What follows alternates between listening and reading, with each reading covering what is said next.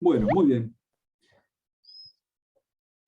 Gente, estuvimos discutiendo en la clase anterior aspectos de las características de los grandes embalses como ecosistemas que modifican los sistemas lóticos y en cierto sentido los hacen ser más parecidos a sistemas lénticos. No quiere decir que los transformen en sistemas lénticos. Y ahí introdujimos esta zonación clásica, digamos, en el estudio teórico de los grandes embalses, y que involucra una zona de entrada al embalse, ¿no? Una zona por donde entra el agua al embalse desde el río, que tiene características más similares al sistema lótico que fue represado, y luego, aguas abajo, dos zonas donde las características del sistema se van modificando sustancialmente, ¿no? Primero es la zona de transición, en donde la sección aumenta mucho, la velocidad del agua disminuye, y empiezan a maximizarse procesos como los de precipitación de todo lo que venía transportado en la columna de agua. Y luego la zona más cercana al embalse, en donde las características del ecosistema y el funcionamiento se parecen más a un lago profundo, en términos generales. Y habíamos quedado en este esquemita tratando de profundizar un poco y analizarlo en detalle. Yo, antes de entrar al texto específico de esta tabla, lo que quería comentarles es que esto es válido para un gran embalse. Ahora, un embalse podría llegar a tener el dique sin que llegue a aparecer una zona del cuerpo de agua que tenga las características de la zona lacustrina, ¿no? Si el embalse se construye aquí, yo el embalse voy a tener, o voy a poder ser capaz de definir una zona riberina y una zona transicional, pero no una zona lacustrina. Y también podría construirlo más aguas arriba. Hay algunos embalses que en ingeniería hidráulica le llaman algo así como embalses de pasada, o embalses que no tienen gran capacidad de acumulación de agua. Lo que hacen es generar un nivel suficiente para que algunos procesos puedan ser aprovechados, la generación hidroeléctrica de ríos de alto caudal. Entonces lo que aprovechan es, bueno, siempre tienen el mismo nivel de agua y están turbinando permanentemente, pero no necesitan acumular agua. Por ejemplo, represas hidroeléctricas pequeñas en ríos de montaña. Yo qué sé, si alguien tuvo la suerte de ir a Machu Picchu, por ejemplo, en el Vilcanota, que es el río que corre entre las montañas abajo del Machu Picchu, hay una pequeña represa y no acumula nada, pero turbina siempre. Lo que pasa es que ahí siempre corre agua. Es una zona húmeda y siempre corre agua y corre y corre. Y si uno va a estudiar un embalse de ese estilo en un sistema lótico, no va a encontrar lo que estamos estudiando acá, porque no estamos hablando de un gran embalse. Nunca va a aparecer la zona transicional en ese tipo de embalses pequeñitos, ni la zona lacustrina menos. ¿Ah? Eso se lo comento porque hay veces que uno, claro, analiza esto para embalses y parece que es una regla que tiene que aplicarse siempre, y no, hay un tema de escala atrás. Acá esto es aplicable a grandes embalses. ¿Ah? Grandes embalses, estamos hablando de espejos de agua que pueden tener decenas o cientos de kilómetros. ¿Ah? Imagínense, a escala Uruguay, Salto Grande, tenemos un espejo de unos 150 kilómetros, ¿no? Va desde Salto hasta Bella Unión, es realmente grande. Bueno, en este esquemita yo les decía que es muy interesante porque analiza con mayor detalle algunos conceptos, que hay que ser cuidadoso en su lectura, y que nos íbamos a tomar unos minutos hoy para poder analizar los mayores aportes que hace y tratar de corregir algunos errores. Sin tratar de ponerles mucha presión para que no se sientan mal, pero ¿alguien pudo bicharlo? ¿Alguien tiene alguna sugerencia, alguna corrección que podríamos hacerle a este esquema? Ya las introdujimos el otro día, ¿no? Si ustedes tienen algún aporte para hacer, estaría bueno como punto de arranque.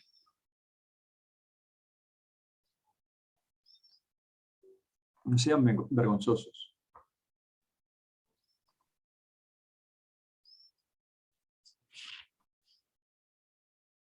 Si no, lo vamos analizando aún. A ver, Fíjense, el primer renglón diferencia características del canal, si se quiere. En la zona riberina lo identifica como narrow, que es estrecho. ¿Tá? Y vendría a ser algo así como una cubeta, una cuenca, ¿no? Basin es el concepto que está mencionando aquí, canalizada. Es un canal estrecho, mientras que cuando uno empieza a considerar la zona tradicional, es más ancho y más profundo. ¿Tá? Esto es el aumento de sección que estuvimos analizando. Eso se da tanto por un aumento de profundidad como por un aumento de ancho del curso, ¿no? Ahí ya hay efecto de la inundación, ¿no? El curso de agua empieza a abarcar zonas donde antes del embalsamiento no abarcaba.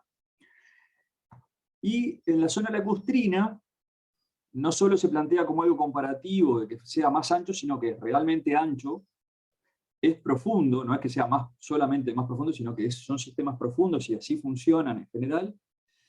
Y bueno, se parecen más a la cubeta de un lago, ¿no? El funcionamiento de un lago desde el punto de vista hidrológico.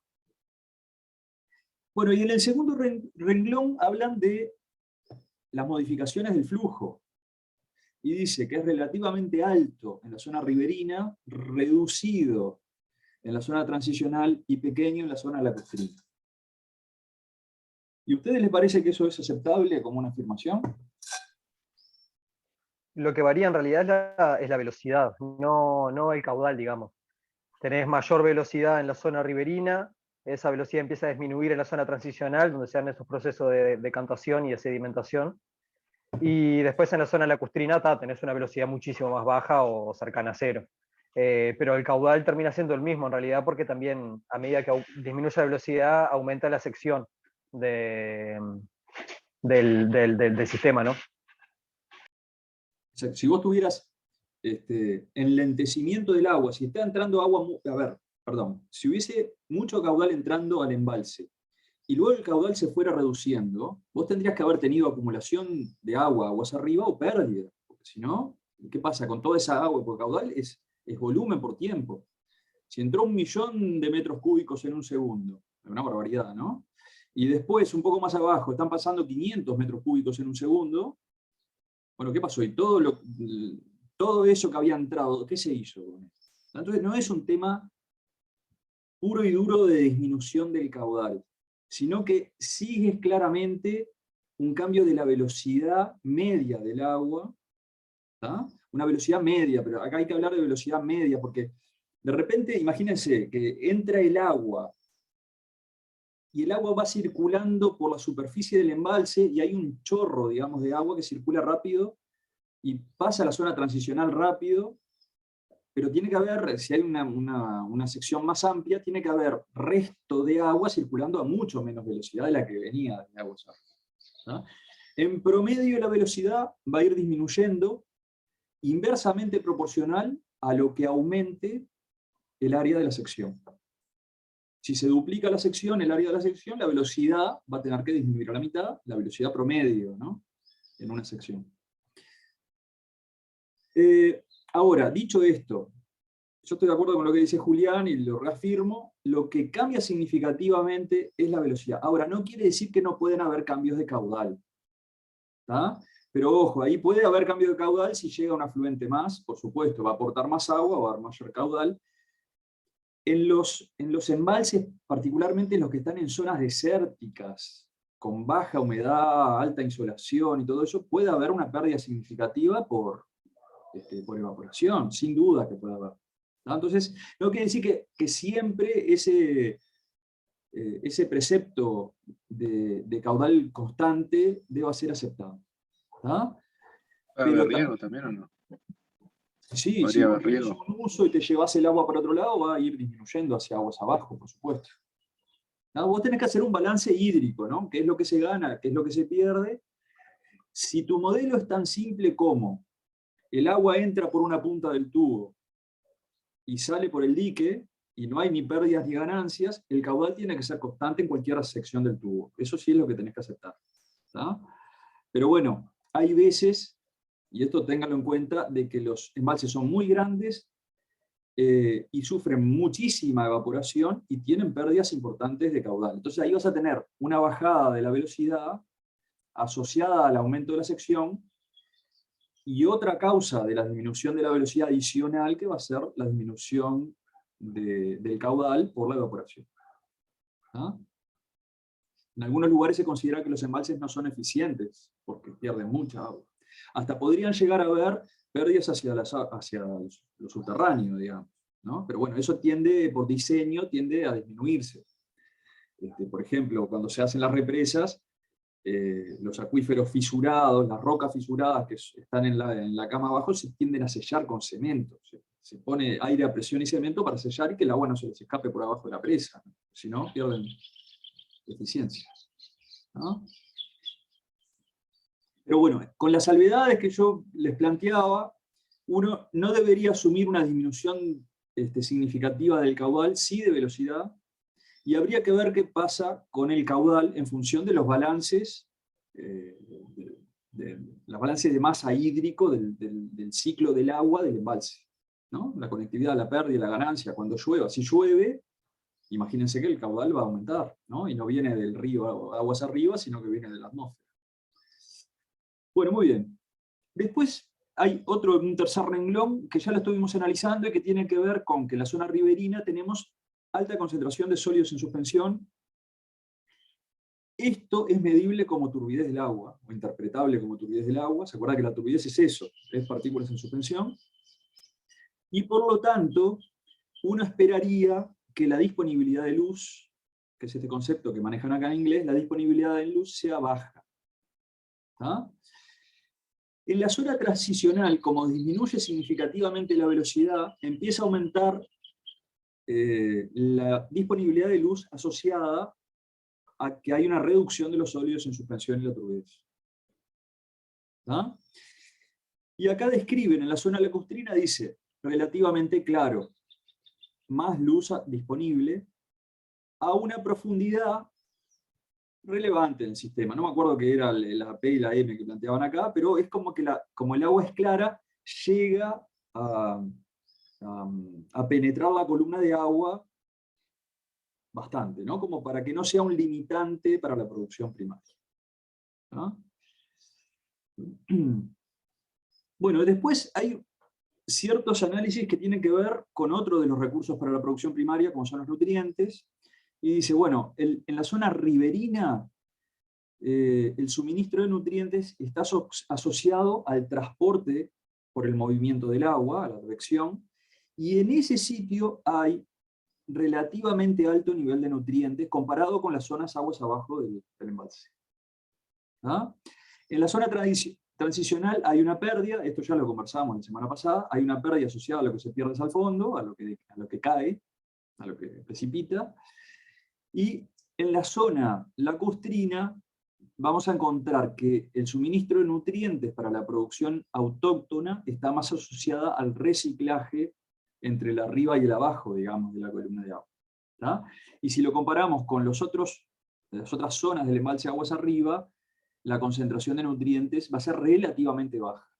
Y esto yo ya lo quiero insistir, lo conversamos la otra vez, siempre estamos hablando de comparaciones. Yo no puedo decir que la concentración de nutrientes va a ser baja acá. Va a ser más baja que aguas arriba, o es lo que yo esperaría.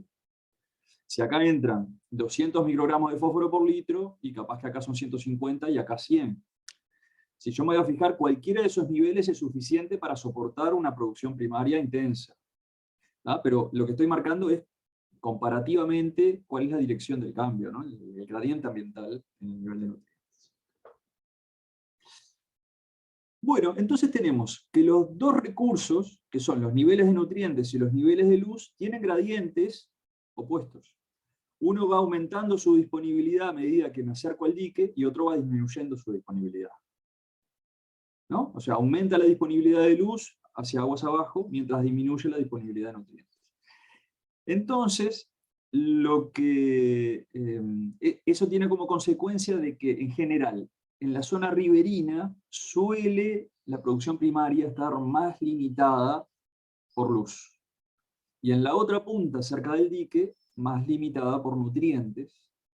Mientras en las zonas transicionales, que no es que tenga el máximo de nutrientes y de luz que es posible dentro del embalse, pero es donde se da el balance, en donde hay, a ver, es eso, ¿no? El equilibrio entre la cantidad de uno de los recursos y de los dos. Ninguno de los dos estaría en esa situación en condición de limitante.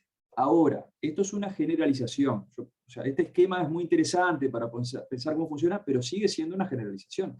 Si yo estoy en una cuenca muy rocosa, en donde el agua es muy clara, la que corre por el río, capaz que el agua que llega al embalse es súper clara, tenés siempre luz disponible.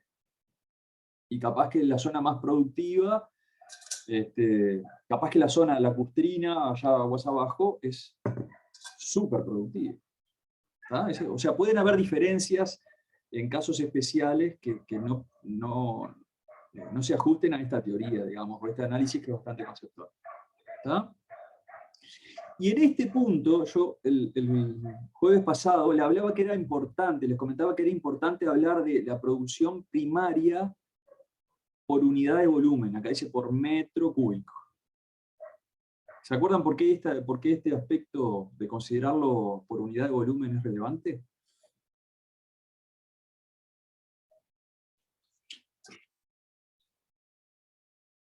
Y porque en la zona de lacustrina, en verdad podría haber más producción primaria porque, ¿no? Si no lo compararas así por unidad de volumen, quiero decir. Porque es más grande y va a haber más volumen, ¿no? Exacto. Capaz que acá, acá hay una producción de 10 gramos de carbono por metro cúbico, y en la zona lacustrina vos tenés de 1 gramo por metro cúbico. Entonces, la producción por unidad de volumen es menor, es esperablemente menor, o es probablemente menor en la zona lacustrina. Pero si tenés 2 millones más de veces de cantidad de agua, la producción total va a ser mayor en la zona lacustrina. ¿Ah? Bueno, entonces acá tenemos cómo esperaríamos que funcione un gran embalse en cuanto a su producción, en función de la disponibilidad de los dos principales recursos que son luz y nutrientes. Y lo que sigue aquí es el análisis de las pérdidas. Entonces acá dice, las pérdidas celulares primariamente se esperarían que estén asociadas a sedimentación en la zona riberina, mientras que en la zona transicional empieza a tener relevancia los procesos de filtración o de forrajeo. Las células se pueden perder por sedimentación, pero va a empezar a parecerse más a un sistema lacustre, en donde la presión por consumo puede ser más relevante en la determinación descendente, ¿no? Top-down, como les contaba Néstor para sistemas lénticos. Mientras que en la zona lacustrina plantean de que los controles biológicos descendentes, por predación, por forrajeo, la herbivoría en particular, pueden tener un rol predominante. ¿Ah? Entonces tenemos dos renglones que nos analizan los controles ascendentes, uno que nos plantean fundamentos o diferencias sobre los controles descendentes, y después hay uno que habla de dónde viene la materia orgánica y cuál vendría a ser el metabolismo de ese sector en el ecosistema, en el embalse, ¿no? Entonces plantean que el origen de la materia orgánica, el suministro de la materia orgánica, en la zona riberina es esperable que sea primariamente alóctona. ¿Ah? Y ustedes fíjense, alóctona está hablando de que la producción va a ser menor que la respiración, y por lo tanto, aunque acá no lo dice, esto significa que el metabolismo, ¿cómo es? En ese sector. ¿Auto o hetero? Heterótrofo. ¿Ah? Y en la otra punta del embalse, cerca del embalse, esperaríamos que la producción sea mayoritaria y el sistema sea autótrofo. El metabolismo ecosistémico sea heterótrofo. Y en la zona transicional será intermedio entre esas dos cosas, entre lo que recibe aguas arriba y lo que se genera in situ. Entre lo alóctono y lo autóctono, en lo que se produce y lo que se respira. Ahora, de vuelta, esto es una generalización. No va a ser lo mismo, y esto vamos a discutirlo más adelante en la clase, no es lo mismo que este embalse esté en la zona de cabecera de un sistema halótico, en una zona intermedia, o en las zonas de aguas bajas cercanas de las desembocaduras. ¿Tá? Porque el metabolismo ahí va a ser diferente, la producción in situ va a ser diferente, la turbidez del agua va a ser diferente. ¿Tá? Bueno, y el último es, yo ya se los machaqué la clase pasada, hoy lo discutimos una línea más arriba, y acá es uno de esos errores que vuelve a surgir en las evaluaciones, y les pido que tengan cuidado. Si tenemos mayor nivel de nutrientes en la zona riberina, no podemos decir que esa zona es eutrófica, podemos decir que esperamos que sea más eutrófica que más hacia aguas abajo. ¿Ah? O la zona lacustrina, no podemos decir que va a ser oligotrófico. No siempre la zona lacustrina de un gran embalse es oligotrófica. Puede ser eutrófica, pero si es eutrófica, yo lo que esperaría es que la cabecera del embalse, la zona riberina, sea hipereutrófica, supereutrófica, recontra remil eutrófica. ¿Tá? Es relativo. ¿Tá? Así que bueno, acá tenemos que hacer sobre todo la corrección de velocidad y caudal.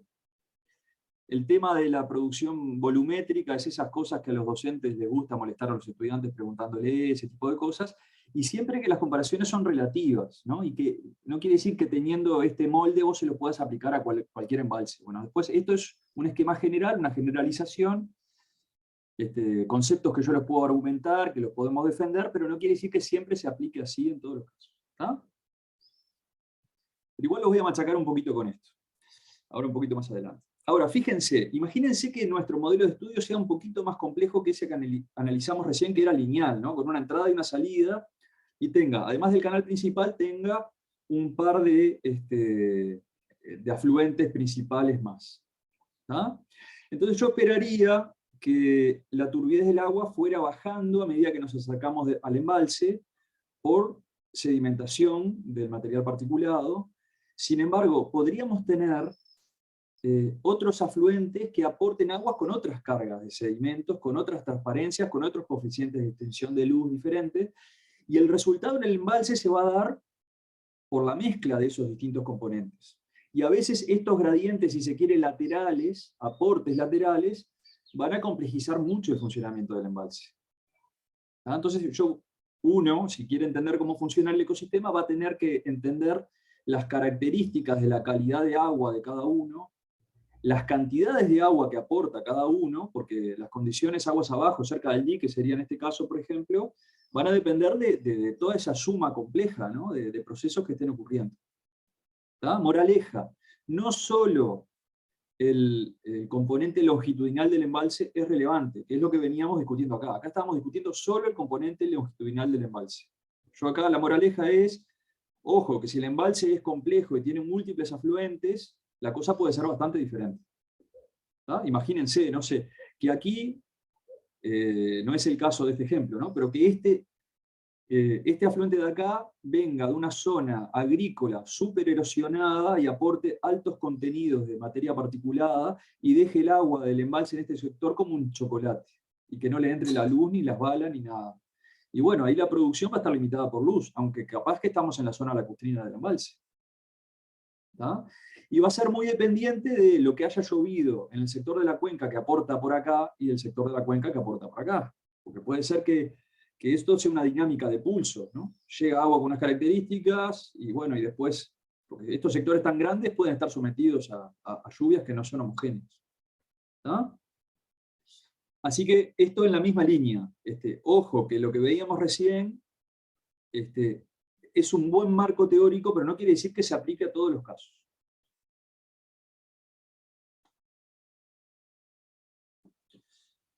Bueno, y acá tenemos un poquito un machaque gráfico de los mismos conceptos de un gran embalse, en donde tenemos velocidad, el esquema, el eje vertical marca una escala relativa de baja a alta, y el eje horizontal marca desde la cabecera del embalse, la zona riberina, hasta cerca del dique, la zona lacustrina, y pueden ver cómo aquí plantean que tenemos un gradiente marcado de velocidad del agua a medida que vamos desplazándonos hacia aguas abajo. ¿Tá? Y esto está asociado, no únicamente, pero está asociado con la profundidad y el ancho del embalse. No solamente con la profundidad, sino con la profundidad y el ancho, en realidad con el área completa. ¿Ah? Acá el tema es que la profundidad y el ancho acá plantean como que están variando una de la mano de la otra. Así que tenemos una disminución de la velocidad y un aumento de la sección, un aumento de la sección a medida que nos acercamos al dique. Y esto tiene una serie de consecuencias en cascada, digamos. A ver, la disminución de la velocidad hace que aumente la sedimentación en la zona de transición. Ahora, si la velocidad es menor aún en la zona lacustrina que la de transición, ¿por qué la sedimentación no sigue aumentando en esta gráfica a medida que nos acercamos a la lacustrina? Porque los sedimentos más grandes ya decantaron. O sea, quedan cosas muy pequeñas. Sí, exacto. Las condiciones van a ser óptimas en la zona lacustrina para sedimentar. Lo que pasa es que lo que te están planteando acá es ya no tenés que sedimentar. La mayor parte de lo que tenía que ser perdido hacia los sedimentos ya fue perdido. ¿Está? Perfecto. Y acá tenemos aquel esquema de producción primaria volumétrica. ¿Se acuerdan que fue lo mismo que vimos en el esquema pasado de ppr sobre metro cúbico? Y acá vimos que era un balance entre la disponibilidad de nutrientes y disponibilidad de luz. ¿Ah? Máximo en los tramos medios, y acá plantean de que la producción primaria volumétrica sería mayor en la zona riberina que en la zona lacustrina, según este esquema. ¿Ah? Esto puede tener que ver con varios procesos que ocurren en la zona lacustrina, que hay uno que es muy relevante, que es el régimen de mezcla, el régimen térmico, que tanto, ¿no? Decíamos en el esquema anterior que el origen de los nutrientes en la zona lacustrina es el reciclaje. Y el reciclaje en un sistema profundo involucra el resurgimiento desde el fondo, el upwelling. Y eso, si los sistemas son monomícticos, ocurrirá en determinados momentos del año, esporádicamente, ¿no? Si los sistemas son tropicales y muy profundos, quizás sean amícticos y no se lleguen a mezclar nunca, y todo lo que se va para el fondo termina quedando ahí. Y ahí depende de cómo funciona el dique, porque si vos tenés un dique con descarga de fondo, capaz que el operador lo que prefiere es sacarse esa agua cargada de nutrientes y anoxia de fondo y expulsarla hacia aguas abajo del dique, y esos nutrientes los está expulsando, está eliminando, no van a quedar disponibles luego para la producción en la zona lacustrina. ¿Tá? Pero depende de cómo funciona el dique, cómo se ha manejado, cómo está diseñado, en fin. ¿Tá? Bueno, y después hay otros dos aspectos de los que hemos hablado menos, pero que tiene que ver con el aumento de la profundidad particularmente, y del ancho, que es el volumen hipolimnético y la temperatura hipolimnética. El volumen hipolimnético va aumentando a medida que te acercas al dique, y la temperatura va disminuyendo. ¿Ah? Y por último, todas estas condiciones, todo esto que se da, si se quiere, tiene como origen, como causa primera, el aumento de la construcción de un dique, el aumento de la sección y el aumento de la profundidad, termina generando un gradiente longitudinal en la demanda de oxígeno. O sea, que hay consecuencias que son directas, hay consecuencias que se dan en cascada, y hay consecuencias más complejas que tienen varias causas juntas, digamos, ¿no? La variación de un conjunto de condiciones ambientales hacen que la demanda de oxígeno en la zona de transición sea más alta que antes o a posteriori. Una de ellas es el aumento de mayor producción en esa zona. ¿Está?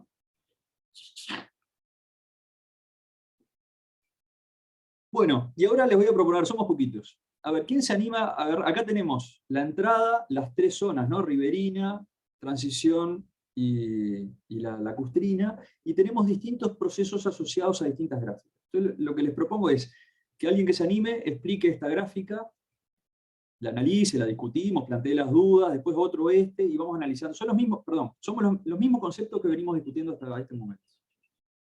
Hay que se anime, que tire y pegue.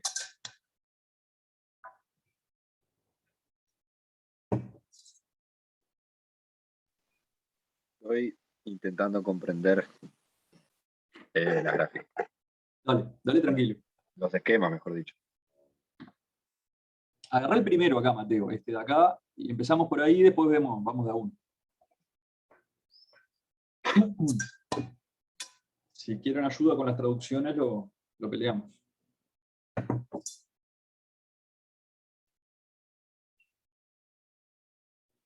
Ahí se ve la columna de agua. Acá lo que tenemos es, en el eje Y, no es columna de agua, es la magnitud de determinados parámetros. Entonces, por ejemplo, esto significa velocidad. Velocidad del caudal, ¿viste? Acá hay un problema conceptual, ¿no? Pero entendámoslo como velocidad en la misma aclaración que hicimos en la gráfica previa. ¿Está? Podría ser velocidad de flujo también, flow, ¿no? Sí, a mí me parece un poco riesgoso expresarlo así. Está bien, ¿no? Nos podemos entender bien. Si diferenciamos conceptualmente que flujo tiene un significado propio y que puede ser confundido con el tema de velocidad. Sí, Claro, sí. esa primera gráfica está analizando la luz, en realidad, ¿no viste que dice light ahí a la derecha? Y lo está analizando en función de esa velocidad del agua, ¿no? Va disminuyendo la velocidad, entonces las partículas en suspensión van decantando, digamos. Eso se ve, ¿viste? En la zona riberina, como hay mayor velocidad, mueve clastos de mayor tamaño de repente y materia orgánica particulada gruesa, ¿viste? Hay partículas suspendidas. Eso empieza a decantar principalmente en la zona de transición y termina siendo súper baja en la zona de la lacustrina. Entonces eso también afecta la transparencia del agua y la turbidez, que va aumentando a medida que nos acercamos a la zona lacustrina. Y de esa forma analiza, digamos, la luz en la columna de agua. Eso, así entiendo yo la primera Yo estoy de acuerdo. presentación gráfica. Haría una aclaración. Vos decías, va aumentando la transparencia del agua y la turbidez. En realidad va aumentando la transparencia y disminuyendo la turbidez. Y baja la turbidez, ahí va, totalmente. Así es. Está, perfecto. Entonces ahí, exactamente, esto analiza luz y ahora encontré, Mateo, que vos preguntabas si esto era columna. Estos son unidades relativas para cada una de estas variables. Son unidades relativas. Ah, sí, y ahora entendí bien abajo, vi la parte de abajo que está separada las zonas, que no lo había visto. Entonces ahora me queda mucho más claro la explicación de Julián y eso.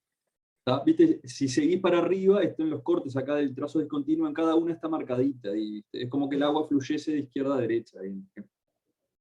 Dale, Mateo, ¿te animás con la segunda, con esta? Vamos a improvisar. A ver, en la parte riberina aparecen muchos nutrientes disponibles. Después, ¿qué es lo que estamos midiendo acá, ¿no? En esta gráfica. Cuando llegamos a la zona de transición, empieza a bajar pronunciadamente. Advanced Nutrient Supply. Esto es el suministro de nutrientes advectivos. Alóctono y, ahí va. Sí. Alóctono y autóctono, ¿no? Sí, Advectivo, es el flujo. podría ser no sé el ciclado acá. El advectivo es el movimiento de la masa de agua, es el transporte físico, digamos, de los nutrientes en una masa de agua. Ahí va. Lo que lleva al movimiento del agua, digamos.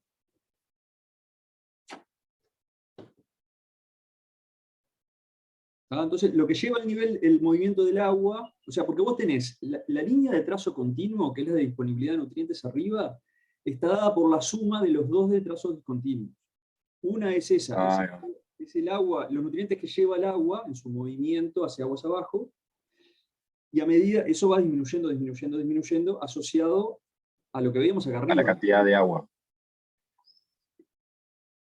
¿O no? A la velocidad del agua y a la cantidad de material suspendido.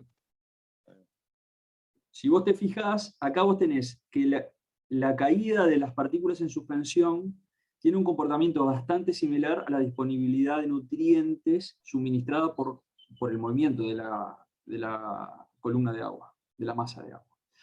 Se va perdiendo hacia el fondo, esto es lo que están planteando.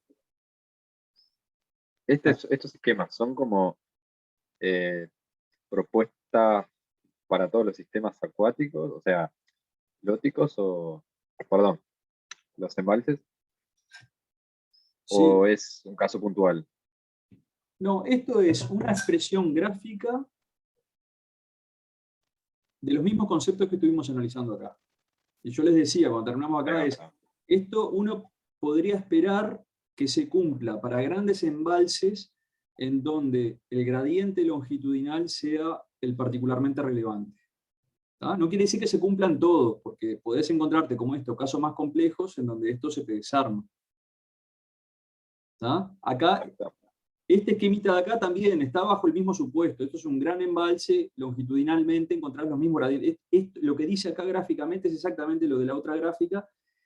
Y acá es otra representación gráfica de lo mismo. Vos tenés una disminución de la disponibilidad de nutrientes a medida que te acercás al dique, y tenés una sustitución del origen, ¿no? Los que vienen de aguas arriba con respecto a los que son reciclados en el propio lacustrino. Si yo voy para arriba,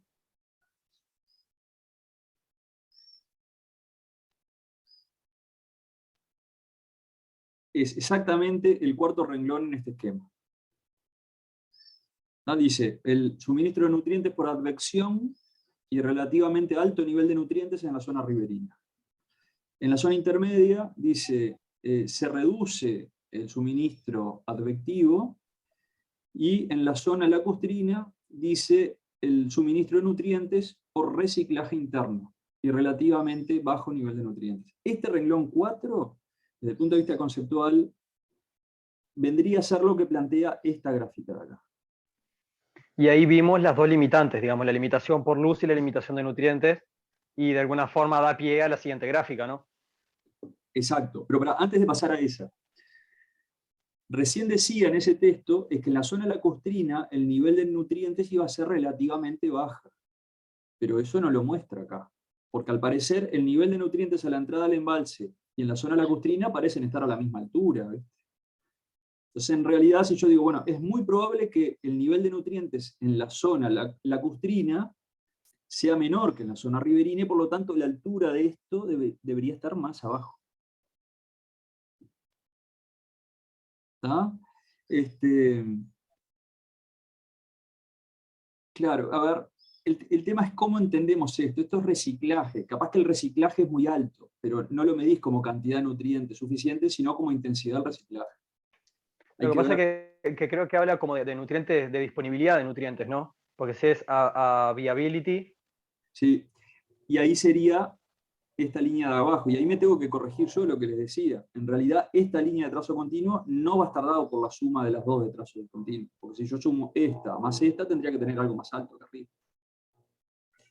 Esto no es cantidad de nutrientes, es alguna forma de medir relativamente el reciclaje, y acá vamos a decir, el reciclaje es muy intenso. El reciclaje en esta punta es prácticamente nulo. Pero la cantidad de nutrientes sí, esto te marca de que va disminuyendo a medida que nos acercamos al dique. ¿Ah? Cuando decís relativamente, estamos diciendo relativamente a la cantidad de agua, del volumen de agua, ¿o no?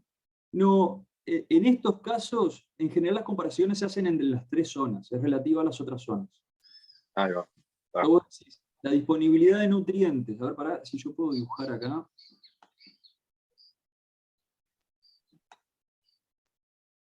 Vamos a ver el pulso cómo me trata. Traté de seguir la línea ahí continua, ¿no? Con una sola ya era suficiente. Si yo analizo esta línea azul, puedo entender de que el sistema en su cabecera, el embalse en su cabecera, va a ser más eutrófico que en su zona lacustrina. ¿Están de acuerdo con eso? Total. Sí, por la decantación que habíamos dicho. Exacto. Y era, desde el punto de vista conceptual, ahí quedamos con la rayita arriba, es lo que dice acá abajo, ¿no? O lo que aparecía acá. ¿Ah? Entonces, ahí, me pasó de largo. Tenés una pérdida de la cantidad de nutrientes que es transportado por la masa de agua hacia aguas abajo, ¿tá? Y tenés una ganancia de nutrientes que son reciclados en un punto fino, que es lo que te va a generar la diferencia, y ahora lo voy a decir correcto. entre esta línea de trazos discontinuos y la línea azul que yo intenté marcar ahí. Esa diferencia es lo que se gana de nutrientes por reciclaje. ¿Ah? Esta línea de acá, que son punto, línea, lo que te está hablando es de la intensidad del reciclaje, no de cuántos nutrientes provienen del reciclaje, sino la intensidad del reciclaje. Puede ser un porcentaje de esta escala, por ejemplo, de 0 a 100. ¿Ah? Si es que pudiéramos determinar lo que es el máximo. Bueno, voy a borrar esto. ¿Ah? Bueno, Julián, vos decías que esta integra las consecuencias de las dos primeras. Claro, porque ya hablamos de las dos limitantes, la limitante por luz y la limitante por nutrientes, y esta gráfica ahí parece que a modo de ejemplo, digamos, analiza la producción de fitoplancton, para analizar yo sé la producción primaria en general, digamos. Y se ve eso, que ahí en esa zona transicional, por más que tanto la luz no tenga los niveles más altos y los nutrientes tampoco, se da ese balance que es favorable para la producción primaria. Y por eso tenemos mayor producción primaria en la zona transicional que en la lacustrina, donde está limitado por nutrientes, o en la riberina, donde está limitado por luz. Y si yo te digo que no estoy de acuerdo, ¿vos qué me decís? ¿Qué te faltó ahí? Y que por algo estoy en clase para aprender. No, pero vos lo planteás como algo absoluto. Y vos fijate que acá no es absoluto, es volumétrico. Ahí le insisto en lo que analizamos antes. Esto es la producción primaria por unidad de volumen.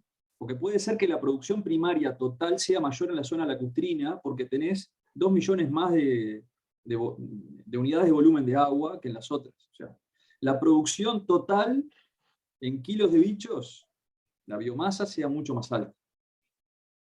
¿Ah? Pero acá, como no estás comparando cantidades de agua, tenés que comparar la producción por unidad de volumen para poder llegar a este tipo de esquema.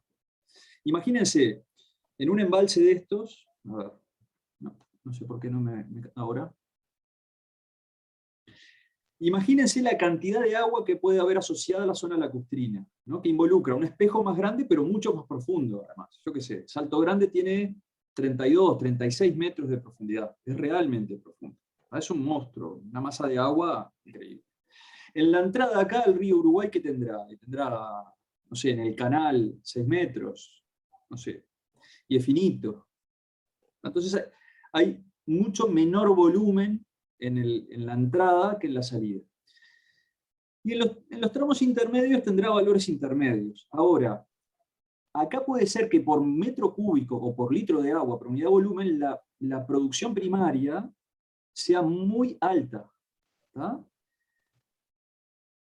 Pero la cantidad de litros involucrados va a ser menor en la zona de transición.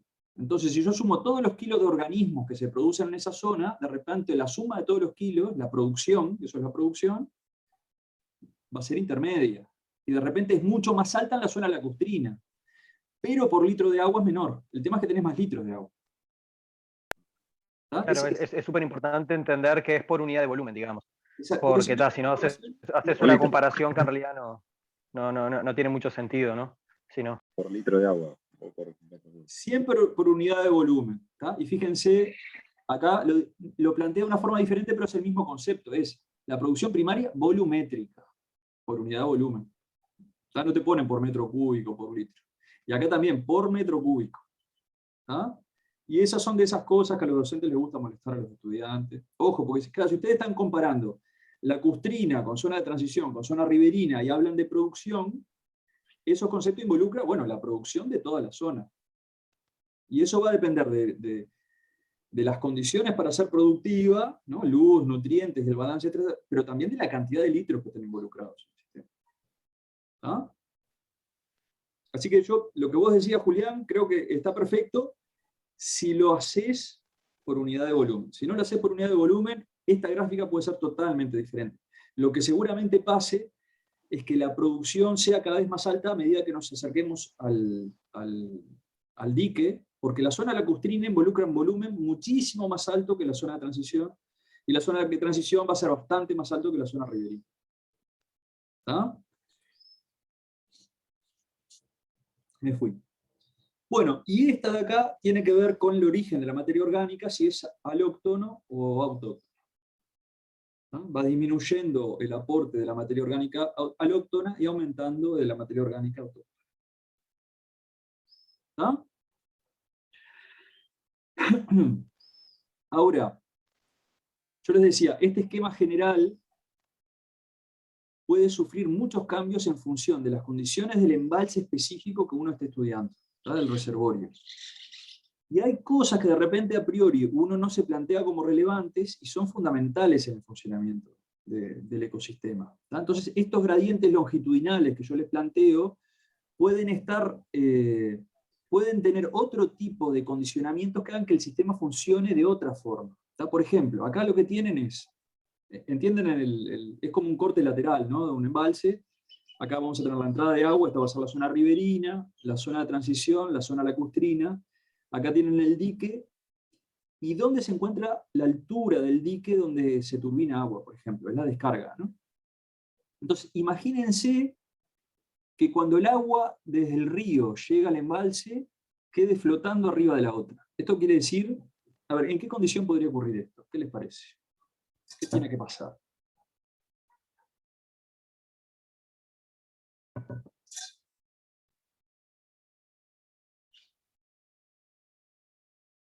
¿Tendrá que ver con la velocidad del agua? No. La densidad. No es relevante.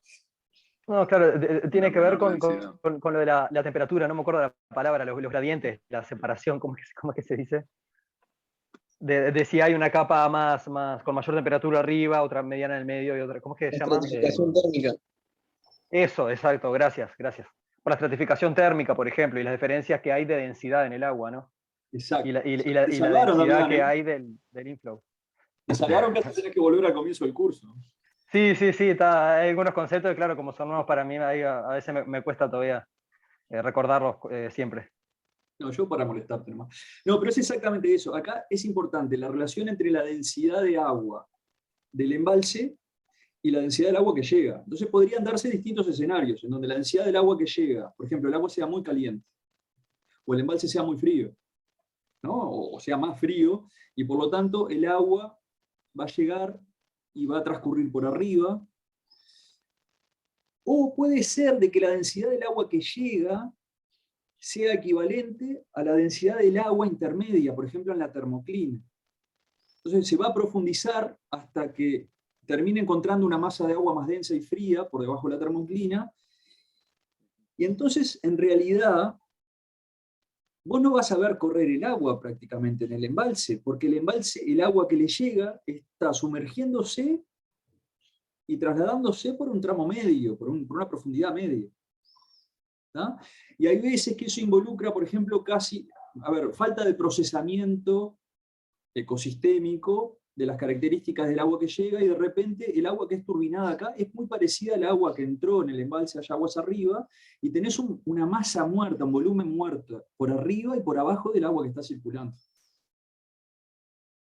¿Ah? En donde hay otros procesos que van a ocurrir. Entonces acá, si esto pasa, en realidad aquel gradiente longitudinal que nosotros veíamos puede estar muy modificado, ¿no? Porque los procesos se van a ocurrir de forma diferente, en lugares diferentes. Y acá esto ocurre muchas veces. Imagínense un embalse que reciba aguas de montaña en momentos de deshielo, el agua que llega es muy fría y por lo tanto es más densa, y se desplaza por debajo del embalse, por ejemplo. ¿Ah? Así que bueno, esto es, digamos, como ejemplo, va en la misma línea de lo que le decía recién. Está bárbaro tener un marco teórico armadito y lindo, no quiere decir que siempre se aplique así. El gradiente longitudinal no es lo único relevante, hay que entender cómo funciona el ecosistema. ¿Tá? No hay que aceptarlo a ciegas. Y bueno, estas cosas se pueden medir. Acá hay, por ejemplo, distintas plumas de entrada en un embalse. ¿Sabes? En un mismo embalse entran distintos afluentes, y bueno, fíjense que pueden tener diferentes características esas aguas y terminar interactuando con el resto de la masa agua del embalse de distintas formas. ¿Ah?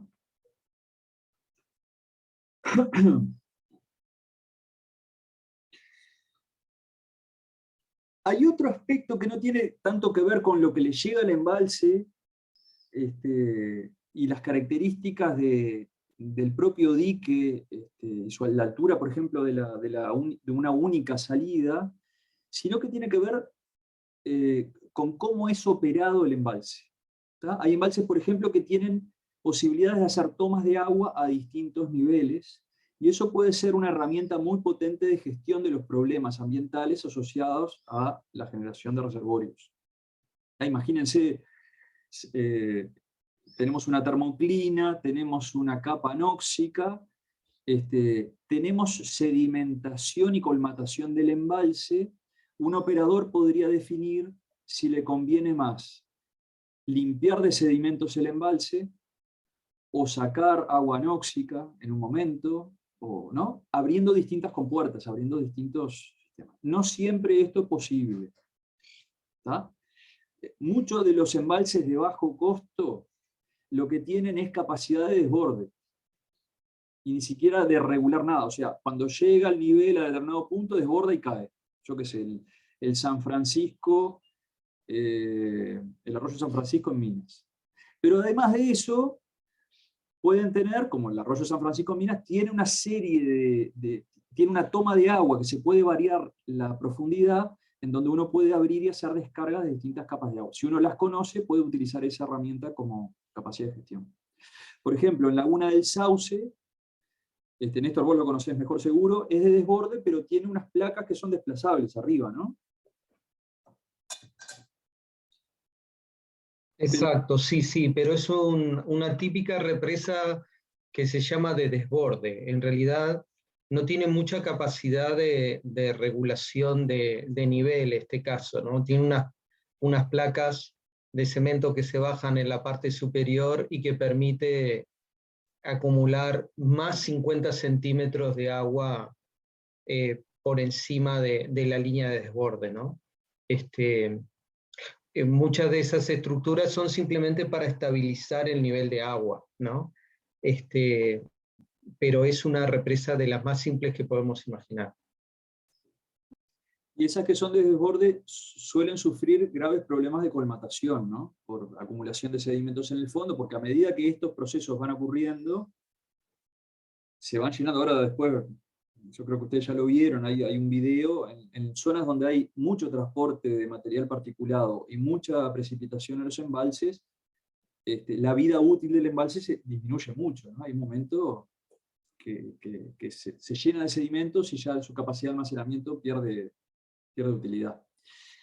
Y ese mismo proceso hace que hacia aguas abajo del dique haya menos carga de sedimentos y sufra mucho de problemas de erosión, porque además vos tenés en la salida, yo qué sé, un embalse hidroeléctrico, vos tenés un turbinado en donde sale agua a mucha velocidad abajo del embalse, ¿no? A presión, a mucha velocidad. Eso genera mucha erosión y tampoco el agua esa acarrea sedimentos de agua arriba porque quedaron retenidos en el embalse. Entonces los problemas de erosión aguas abajo de los embalses son muy significativos. Si ustedes conocen Salto Grande, por ejemplo, hay un parque cercano, aguas abajo del dique, que se llama el Parque José Luis, que es un monte de eucaliptos muy grande, y los eucaliptos van cayendo hacia el río a medida que se va erosionando la costa, ¿no? Con los años cada vez se va comiendo más, ¿no?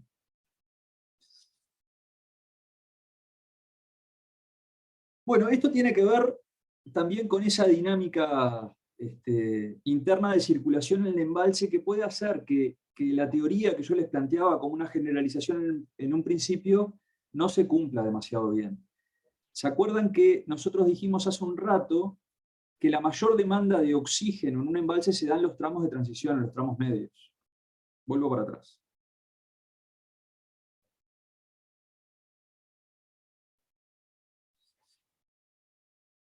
Es esta última gráfica de acá. La mayor demanda de oxígeno para descomposición de materia orgánica se da en los tramos medios. Entonces imagínense que ese aumento de la demanda de oxígeno en la zona de transición, que tengo que correr pantallitas acá, pueda generar una zona anóxica en el fondo del embalse. ¿Tá? Que no tiene por qué, en determinados momentos, trasladarse a toda la zona hipolimnética del embalse, ¿tá? La custrina hipolimnética. Ahora, Si hay una descarga que genera succión de esa agua específicamente por densidad de seso, lo que es trasladado, puede ser que genere una capa intermedia con anoxia, mientras por debajo de eso hay presente oxígeno de vuelta. Entonces, hay otras interacciones entre el funcionamiento ecológico del embalse y cómo se maneja hidrológicamente que puede tener consecuencias en aspectos de la calidad de agua. Que esto no podría ser explicable por el marco teórico general que les planteábamos. Entonces es muy relevante conocer cómo funciona el embalse, cómo es operado y qué consecuencias tiene eso sobre la calidad de agua. Y bueno, como estas salvedades, hay un conjunto grande de aspectos del funcionamiento que son relevantes conocer en un embalse específico. Hasta ahora no hemos hablado nada en este contexto, pero sí para lagos, por ejemplo, lo que tiene que ver con la interacción con el viento y la capacidad de mezcla del viento en el espejo. Imagínense que la zona lacustrina va a tener un fetch bastante grande, eso depende de la orientación, la morfología, la morfometría del embalse, los vientos predominantes, todo eso que hablamos paralénticos también va a ser acá relevante. No es lo mismo que ese embalse está encajonado entre montañas que estén en una llanura, ¿no? El nivel de apantallamiento del viento que pueda haber, todo eso que hablamos a sistemas lénticos, en cierta medida también va a ser relevante en estos contextos. Imagínense que pueden llegar a haber circulaciones hacia aguas arriba asociadas al viento. Por ejemplo, si yo tengo una zona lacustrina que se parece mucho a un sistema léntico, en donde la velocidad vectiva del agua, ese transporte del agua, se enlentece mucho, y tengo un viento que empuja hacia aguas arriba, y es muy probable que yo tenga una corriente superficial hacia aguas arriba, arrastre de semillas, de partículas, de organismos, de todo hacia aguas arriba. Claro, por supuesto, va a tener que haber una capa más profunda de agua que devuelva esa agua hacia aguas abajo, ¿no? Que es lo que acá aparece con flechas en distintos sentidos, ¿no? Pueden haber circulaciones mucho más complejas. Y hay algo que es particularmente relevante en esto, es que los embalses en general inundan y generan brazos múltiples, y zonas con mucho desarrollo de costa, unos bordes de costa que son bastante desarrollados, con lugares muy protegidos a la acción del viento, con alto tiempo de residencia del agua, lejos del canal principal de lo que era el sistema lótico, y ahí en esos lugares es donde suelen surgir los problemas de calidad de agua, ¿no? Porque aunque tengas menos nutrientes, si vos tenés mucho tiempo para el desarrollo de los organismos, le podés dar tiempo a que se desarrollen las floraciones, por ejemplo. ¿Ah? Imagínense, esto es un embalse. ¿Se acuerdan que lo vimos en el sauce? Estas las celdas de Langmuir, las estuvimos comentando. Y bueno, esto va a generar microestructuras, también aquellas celdas de Langmuir que nosotros comentábamos, en donde por arrastre del viento se generan circulaciones circulares opuestas en la columna de agua, y hay transporte de partículas, se junta la espuma acá en superficie, en donde hay convergencia en superficie de esas celdas. Y esto va a generar capacidad de mezcla vertical en la columna de agua, y también heterogeneidad horizontal, ¿no? Como lo estamos viendo acá, a microescala, a macroescala. Bueno, moralejas de esto. Está todo bárbaro con el marco teórico, nos permite explicar procesos, no siempre es aplicable, al igual que en sistemas lóticos, en realidad, al igual que en el estudio de cualquiera de estos sistemas complejos, vos no podés aplicar un marco teórico a ciegas como si fuera un dogma de una verdad revelada. ¿Tá? Tenés que ser crítico y ver hasta dónde es que el nivel de ajuste es adecuado. Y depende mucho de la interacción de los procesos físicos que pasan en el sistema. Transportes, tiempo de residencia, intensidad de luz en la columna de agua, de los procesos químicos, cantidad de nutrientes en la columna de agua. Bueno, ahora, en un sistema, en un gran embalse, ¿cuál les parece que sean los productores primarios predominantes? ¿No? Habiendo pasado lo físico y lo químico, entremos a discutir un poquito lo biológico.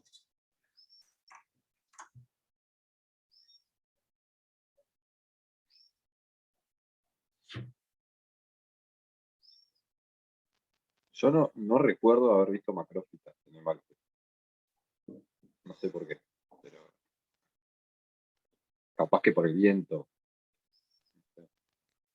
Ahora, Mateo, ¿qué condiciones deberían darse para que pueda haber macrófitas como, ¿no?, altas producciones de macrófitas en un embalse? Bueno, que no haya mucho viento y que no, claro, eso también al ser, generalmente los embalses son bastante lineales, o sea, tienen mucha horizontalidad, pueden tener mucho viento ahí.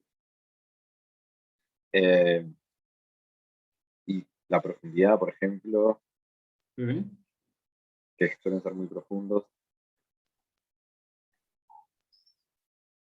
Y bueno, los nutrientes también. Pero eso va a ser limitante para todos los productores primarios en general. Ah, bueno. Pero igual, acordate, Mateo, que cuando hablamos de embalse no hablamos solo de la zona lacustrina, ¿no? Porque uno piensa en embalse y piensa en el lago, pero pensemos en las tres zonas estas que estamos considerando. ¿Dónde esperarían de esas tres zonas que las macrófitas puedan tener más chances?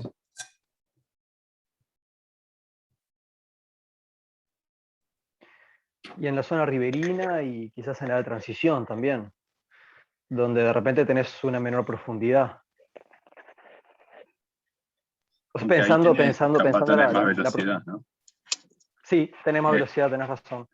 En Sí, la capaz que en la de zona, transición. en la zona lacustrina con más desarrollo de línea de costa, ¿no? Donde haya más lugares, ahí Bien. puede ser. Claro, pero Y no en la de transición también, pero pero no es solo la zona lacustrina, sino algunos sectores de la claro. zona lacustrina donde se den las condiciones de transparencia del agua, profundidad. Claro, ¿verdad? en la zona Viento. lacustrina, digamos, con grandes profundidades, diría que no, que macrófitas no. Quizás más bien cianobacterias. Bueno, como vos dijiste, esos lugares donde había mucha producción primaria que eran como rincones, así, o sea, lugares donde mueren otros cursos de agua, cañadas, arroyos, que están Exacto. como más protegidos. Vamos a analizar ahora una grafiquita que resume eso, algunas de las variables que son relevantes en ese sentido. Pero hay otro grupo que es relevante, particularmente en la zona lacustrina, que es el fitoplancton, ¿no? Y esto genera problemas de calidad de agua. ¿Por qué? Porque antes, cuando el sistema halótico no estaba embalsado, era muy poco probable que esto ocurriera. Pero a medida que aumenta el tiempo de residencia del agua, es cada vez más probable que esto ocurra, y ocurre, ¿no? Además, asociados a los cambios de uso del suelo, al aumento de la concentración de nutrientes, el aumento de la carga de nutrientes en el embalse a medida que transcurre el tiempo, con alto tiempo de residencia del agua. Bueno, esto en Uruguay es de todos los años hoy en día, y hay una publicación de unos colegas de ciencias que plantean, por ejemplo, que la floración extremadamente intensa que abarcó la playa del Río de la Plata y el Océano Atlántico hasta Rocha de cianobacterias del 2019, tuvo origen en los embalses del Río Negro, y lo siguieron con fotos satelitales, porque no les da el tiempo para el desarrollo en el Río de la Plata. Es algo que se gestó arriba, engordó y después fue transportado y siguió desarrollándose, y hicieron un estudio bien interesante.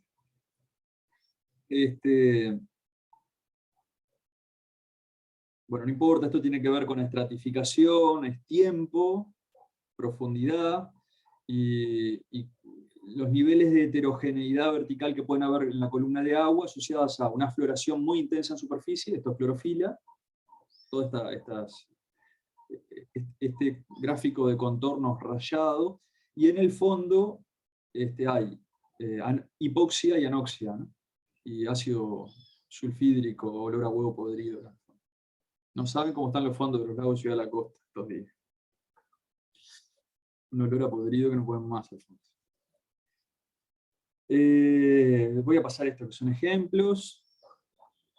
Acá tenemos, esto es un embalse en la región, es en la ciudad de Carlos Paz, en Córdoba, en Argentina. Es un embalse muy antiguo que se llama San Roque, está sin mayúscula, hay el nombre propio, y tiene unos problemas de floraciones complejísimos.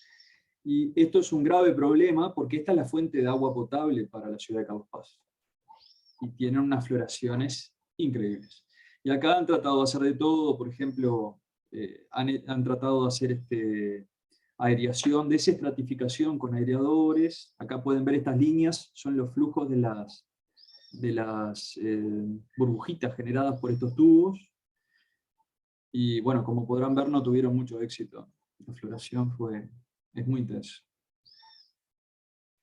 Bueno, así que, a ver, estos son un poco de ejemplos de que en realidad el fitoplancton y las cianobacterias son un productor primario muy relevante, particularmente en las zonas lacustrinas de los embalses.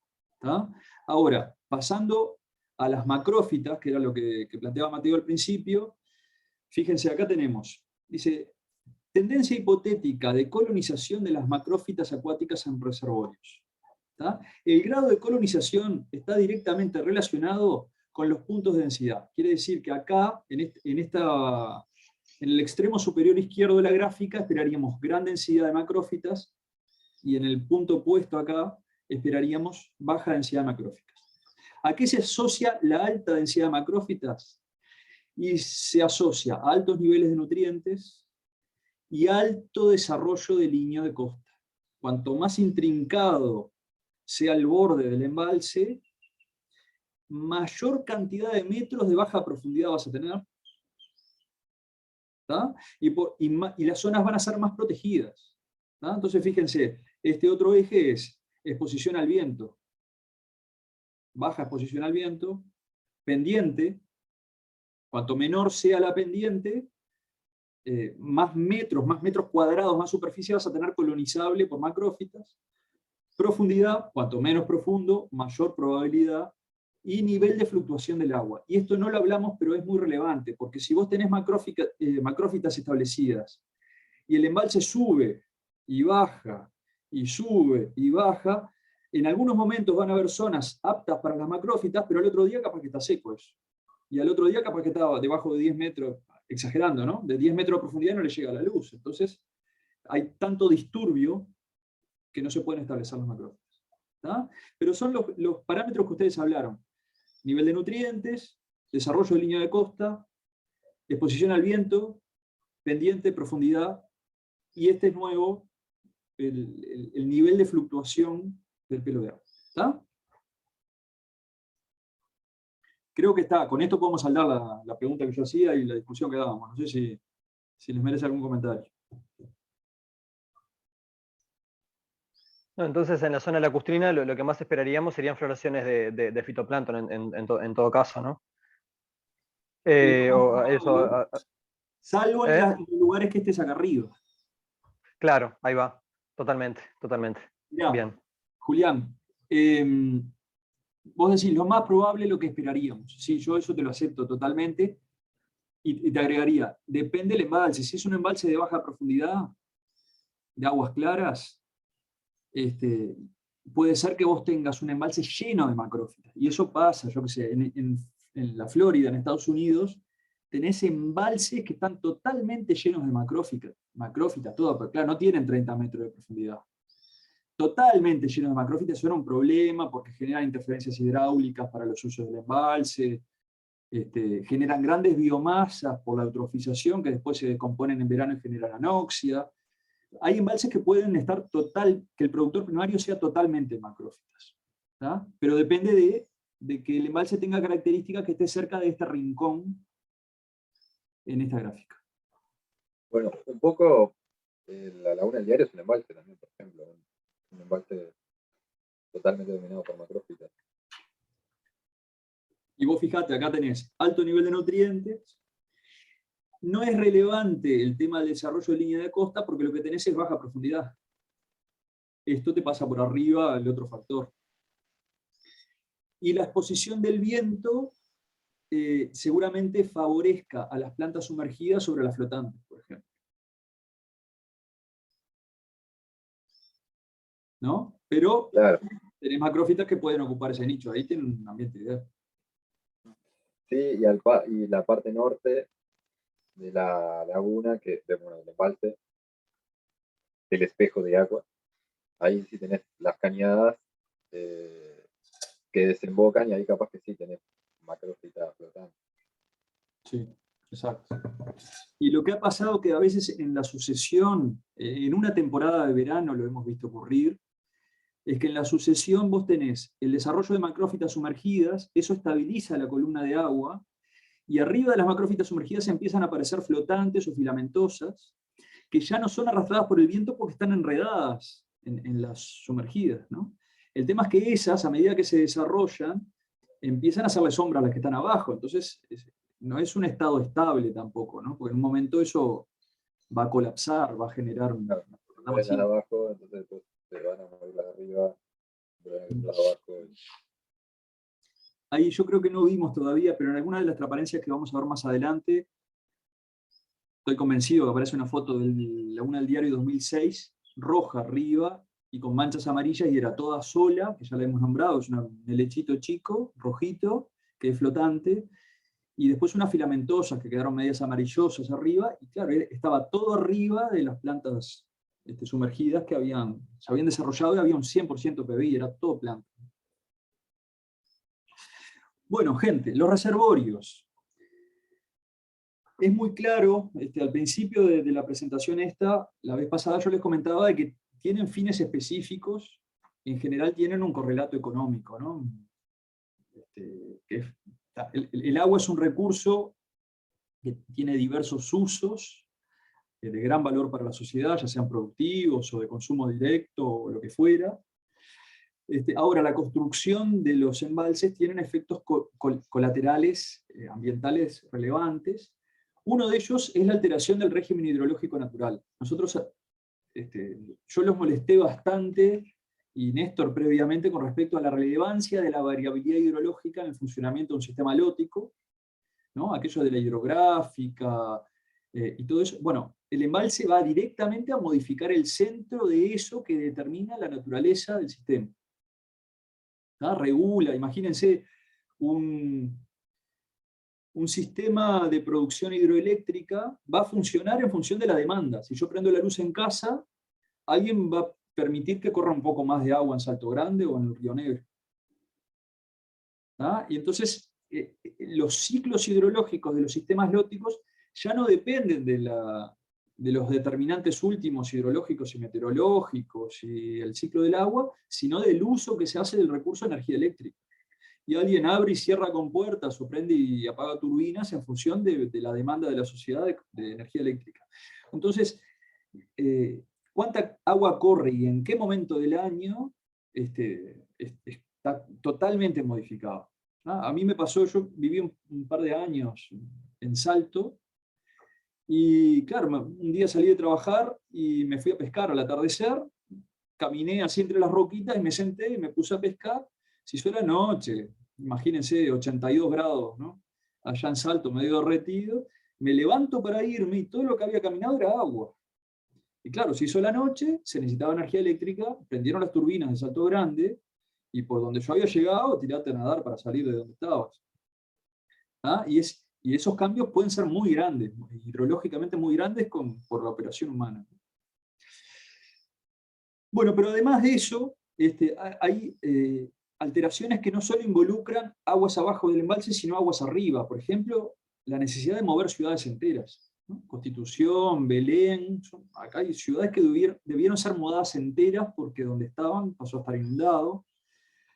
Desde el punto de vista ambiental hay creación de nuevos hábitats y por supuesto destrucción de hábitats preexistentes. Aumenta el volumen de agua evaporada, que hoy lo comentamos. Merma los caudales circulantes aguas abajo. ¿Por qué merma? Porque si se evapora mucho en el embalse, va a haber menos agua circulando aguas abajo. ¿Ah? Eso depende de esos procesos evaporativos. Bueno, si es un gran embalse para riego, hay otras fuentes de pérdida de agua, ¿no? El agua que corría por el cauce ahora está terminando adentro de una naranja o adentro de un morrón. Hay modificación de las condiciones geomorfológicas del cauce por sedimentación y por erosión en otras partes. Hay alteración de las zonas bajas que perturba el ciclo natural de peces y otros organismos acuáticos.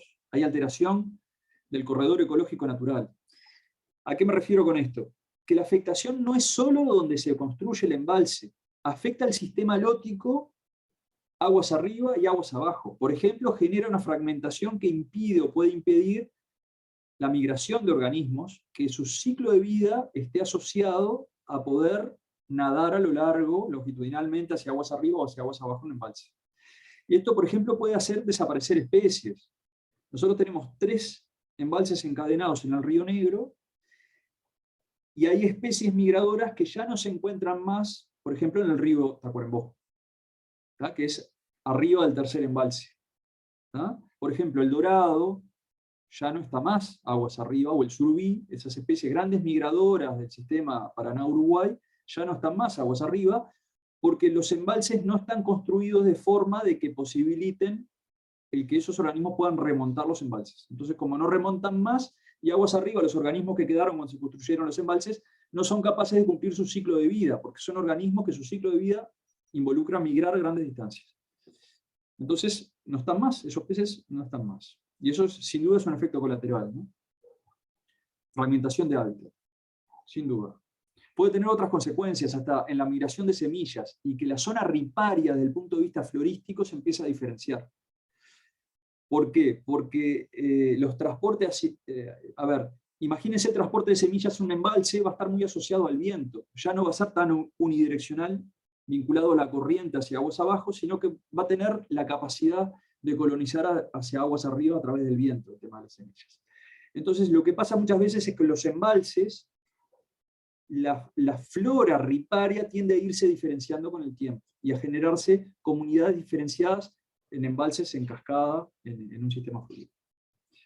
Bueno, desaparecen tierras fluviales, hay dificultades para la navegación fluvial, se modifica la calidad de agua. Esto es muy relevante desde la perspectiva de los estudios que nosotros realizamos y de los temas limnológicos, pero creo que es un poco obvio a esta altura. Aumenta la emisión de gases de efecto invernadero. Esto en los últimos años ha sido muy estudiado, particularmente para los grandes embalses brasileños del Amazonas, y por la magnitud de esos embalses, estas modificaciones pueden tener consecuencias a escala global. Bueno, hay desplazamiento de comunidades enteras, hay cambios forzados en las actividades de subsistencia, y bueno, hay muchas otras cosas. Y ustedes fíjense, nosotros desde el punto de vista teórico, estuvimos introduciendo el funcionamiento de sistemas lóticos progresivamente, y hablamos del concepto de zonación de un sistema lótico, ¿se acuerdan? Después hablamos del río continuo, hablamos de la conectividad lateral y el concepto del pulso de inundación. Ahora, todo esto interactúa de alguna forma con el marco teórico que se generó a partir de los cambios modificados por la construcción de grandes reservorios. Y ahí surge un concepto que es fundamental, que todavía no hemos introducido y que tiene que ver con esto que venimos hablando, que es el de discontinuidad seriada. ¿Ah? Y digamos, desde el punto de vista teórico, es uno de los centros del asunto. Discontinuidad seriada una discontinuidad es un embalse en un sistema lótico. La discontinuidad seriada tiene que ver con varios embalses que se denominan en cadena longitudinalmente en un sistema lótico. ¿Ah? Imagínense que nosotros nos paramos en un sistema lótico y lo miramos bajo la lupa de Banot y la hipótesis del continuo, ¿tá? La teoría del continuo. Dice, de acuerdo a la hipótesis del continuo, las comunidades se organizan espacialmente de acuerdo a la variación de las propiedades físicas y químicas del sistema. En consecuencia, las diferentes comunidades también presentan un continuo en algunos de sus atributos o propiedades. ¿Tá? La construcción de una represa crea una discontinuidad. ¿Tá? Y la construcción de varias represas en cascada crea lo que se llama una discontinuidad seriada. ¿Tá? A ver, voy a tratar de explicar gráficamente el concepto de discontinuidad seriada en este esquema. Acá tenemos un parámetro en el eje Y, un parámetro, y tenemos que ese parámetro longitudinalmente, a medida que nos desplazamos del orden 1 en el sistema lótico a los órdenes más altos, sufre un gradiente en forma de curva. ¿Esto qué quiere decir? Que el parámetro es mínimo en la cabecera, aumenta en los tramos medios y vuelve a disminuir en los tramos cercanos a desembocadura. A ver, gente, si yo les digo, Banot, ¿qué parámetro podría ser un buen ejemplo del parámetro A marcado en rojo en esta gráfica? ¿Les ocurre alguno?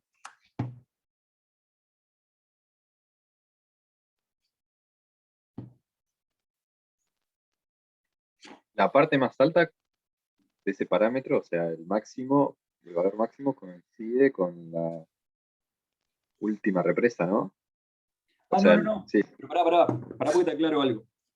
Esta línea roja es sin represas. Lo que Perdón. nosotros... Está bien, porque eso yo no lo aclaré.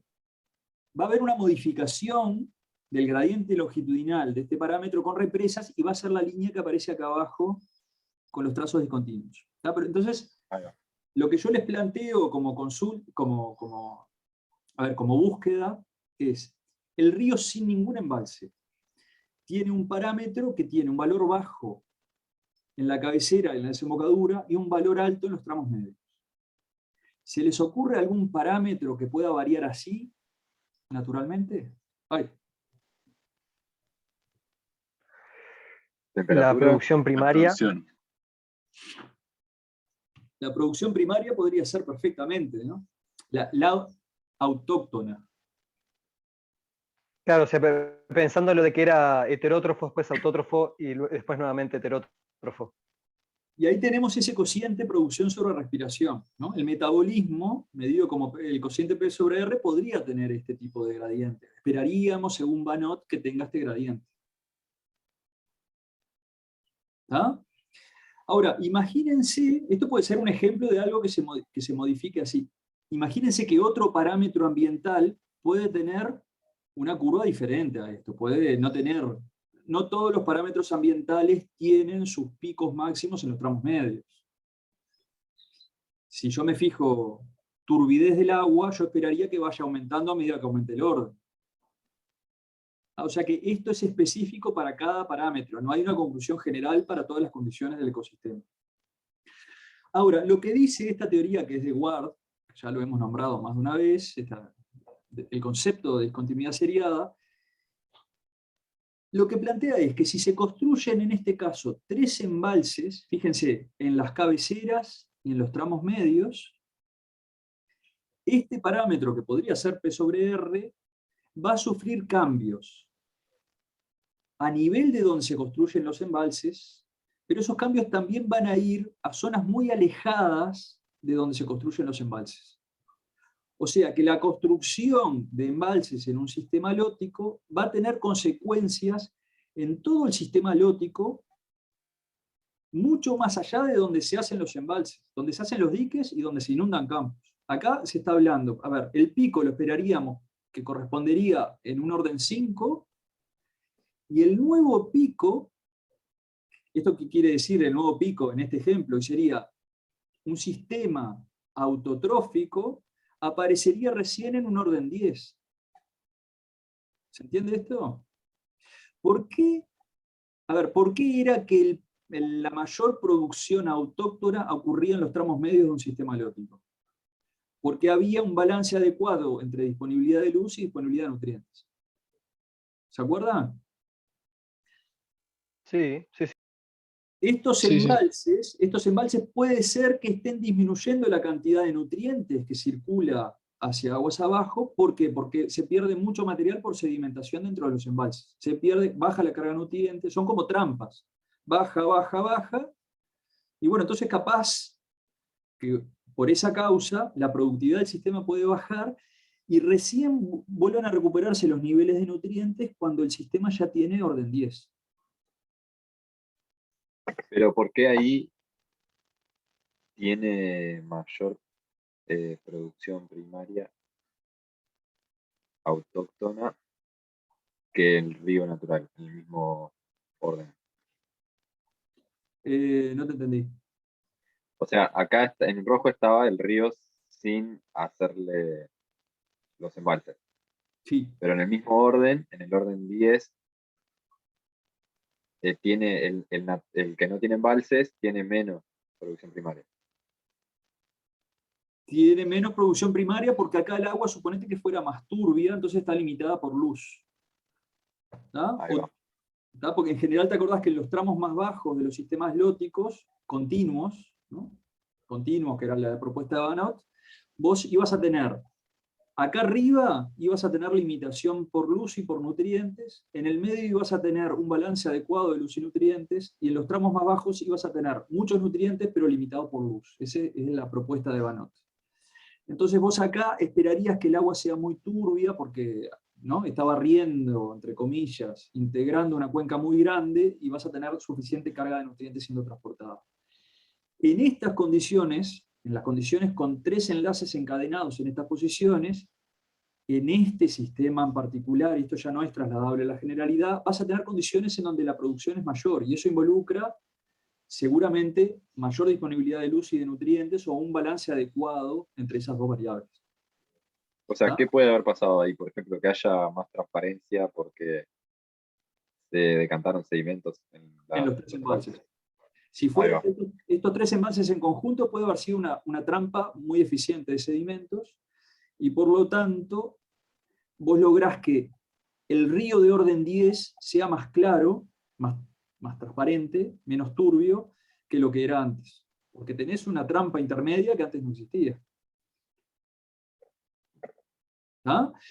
Entonces, este autor lo que define son 2 cosas, pero esto va a depender de la variable que uno esté analizando. ¿Tá? Es caso a caso, variable a variable. Va a definir 2 cosas. Uno es esta distancia entre el pico del sistema continuo y el pico para esa variable del sistema discontinuo. ¿Tá? Y esto lo define como la distancia de la discontinuidad. Esperen que yo voy a marcar por acá. Este es el concepto de es la distancia de la discontinuidad. ¿Tá? Imagínense, acá era el metabolismo más autotrófico posible del sistema lótico, pasa a estar ya no en orden 5, sino en orden 10. Hay un corrimiento de 5 órdenes, y esto yo en un sistema lótico lo puedo medir en kilómetros. ¿Tá? Pero además hay un cambio de la magnitud de ese parámetro. No quiere decir que necesariamente tenga que llegar a la misma altura. Puede ser igual, puede ser más bajo, o puede ser más alto. Depende del parámetro. En este caso es más bajo, y lo que te está diciendo es que el sistema va a llegar a su punto máximo de autotrofia en orden 10. Pero esa producción, ese metabolismo autotrófico, va a tener menor intensidad que el que tenía el río continuo. ¿Tá? Y esta diferencia lo plantean como la intensidad del parámetro atribuida a la regulación del sistema fluido. ¿Tá? Entonces para medir el impacto de la construcción de estos embalses en cadena, mide longitudinalmente dónde queda, en este caso el máximo, podría ser un mínimo para otro parámetro, ¿no? Pero determinada característica que se daba en el sistema continuo, dónde queda ubicada en el sistema fraccionado, y cuál es la diferencia en la magnitud de ese parámetro. A ver, yo qué sé, esto podría ser concentración de oxígeno, concentración de nutrientes. Yo acá podría analizar muchísimos parámetros diferentes, y tendría que ver cómo responde cada uno de ellos a la construcción de embalses. Cada uno se puede ver afectado. Hay algunos capaz que no se ven afectados para nada, otros capaz que se ven afectados mayúsculamente. Pero conceptualmente acá atrás lo que te está mostrando es la construcción de embalses seriados en un sistema lótico afecta mucho más allá de los propios embalses. Pueden estar afectando el metabolismo de todo el sistema lótico, aún cientos o miles de kilómetros hacia aguas abajo. Imagínense, porque acá estamos hablando de orden 12, pero orden 12 solo el río Amazonas. Imagínense que estemos analizando un sistema de orden 8. O sea, esto se corta acá. ¿Ah? Entonces, en un sistema de orden 8, esto de acá no llega a existir nunca. Tenemos un sistema continuo que tiene una parte que es claramente autotrófico. Se le construyen 3 embalses en cascada, el nivel 2, el nivel 3, 4 y el nivel 5, 6. ¿Y qué pasa? Todo el sistema halótico pasa a ser heterotrófico. Esa parte que llegaría a ser autotrófica ya no existe. Está en el océano, en el medio del océano. Ya no es un sistema halótico en donde analicemos estos procesos. Ya desembocó, ya terminó, no existe más. Imagínense un cambio metabólico a nivel ecosistémico de esa escala, ¿cómo puede afectar a todos los organismos que allí viven? El origen de la materia orgánica, los procesos que allí ocurren, esto asociado además a una modificación hidrológica, de velocidades de agua, de caudales, de hidrograma. ¿Estamos bien por acá? Sí, y el factor, digamos, cantidad de embalses, porque ahí veíamos 3, un ejemplo con 3, Sí. pero que si fueran más, o sea, que es más bajo todavía ese pico, o cómo se expresaría en esa gráfica. Déjenme buscar para intentar mostrar otros ejemplos que no los tengo en la transparencia. Porque lo que genera es como un reinicio, ¿no?, del sistema, digamos. Tipo, no en el punto exacto anterior, pero... Pero depende del parámetro que estés analizando, porque en algunos casos vos lo reiniciás y en otros casos vos potenciás procesos. Entonces depende del parámetro cuál va a ser la consecuencia. Déjenme buscar. La transparencia debería aumentar, por ejemplo, porque si los sedimentos quedan en los embalses, a mayor distancia, digamos, a medida que continúas en el sistema, vas a tener de repente mayor transparencia. Exacto. Miren, esta es la publicación del 83 de Ward y Stanford, que en realidad es un capítulo del libro, que habla de la continuidad seriada. Tiene algunas contradicciones conceptuales adentro, pero hay que analizarla con cuidado, pero es interesante. Y va en la línea de lo que vos preguntabas, Juliana. Pero vamos a buscar esquemas.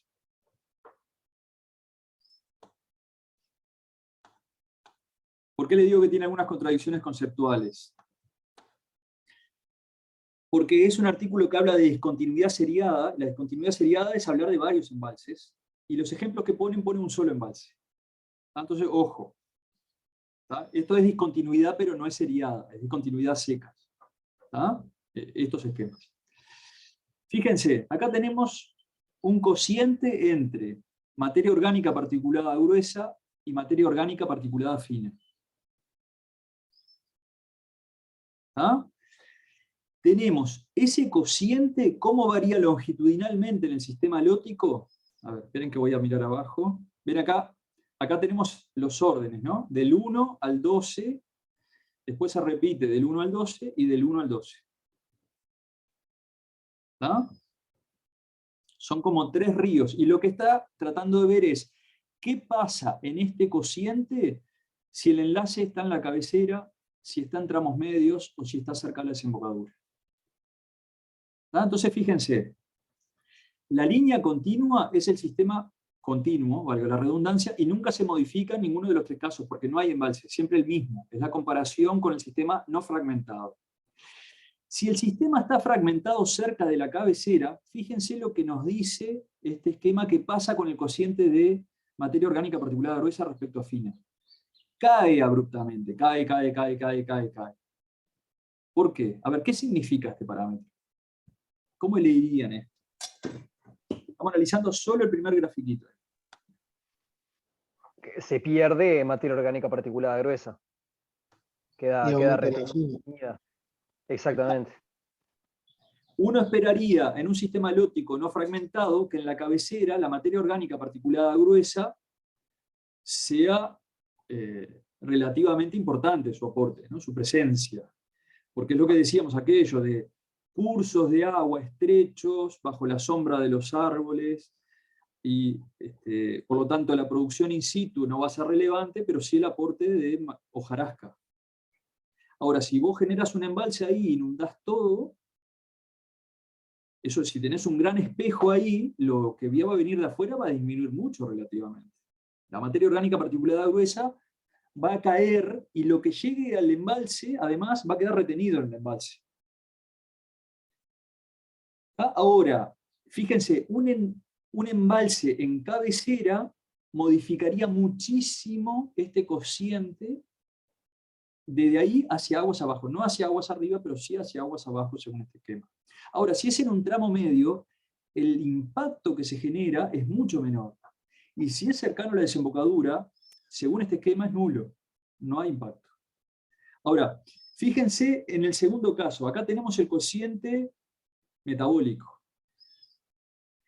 Y acá lo que plantean es diferente. O sea, ¿vieron cómo es la curva sin embalse, no? Esto significaría heterotrofia, autotrofia, heterotrofia. ¿Tá? Vamos a ver acá, ¿qué pasa si el embalse se construye cerca de la desembocadura? Se va a privilegiar la autotrofia sobre la heterotrofia. ¿Y por qué?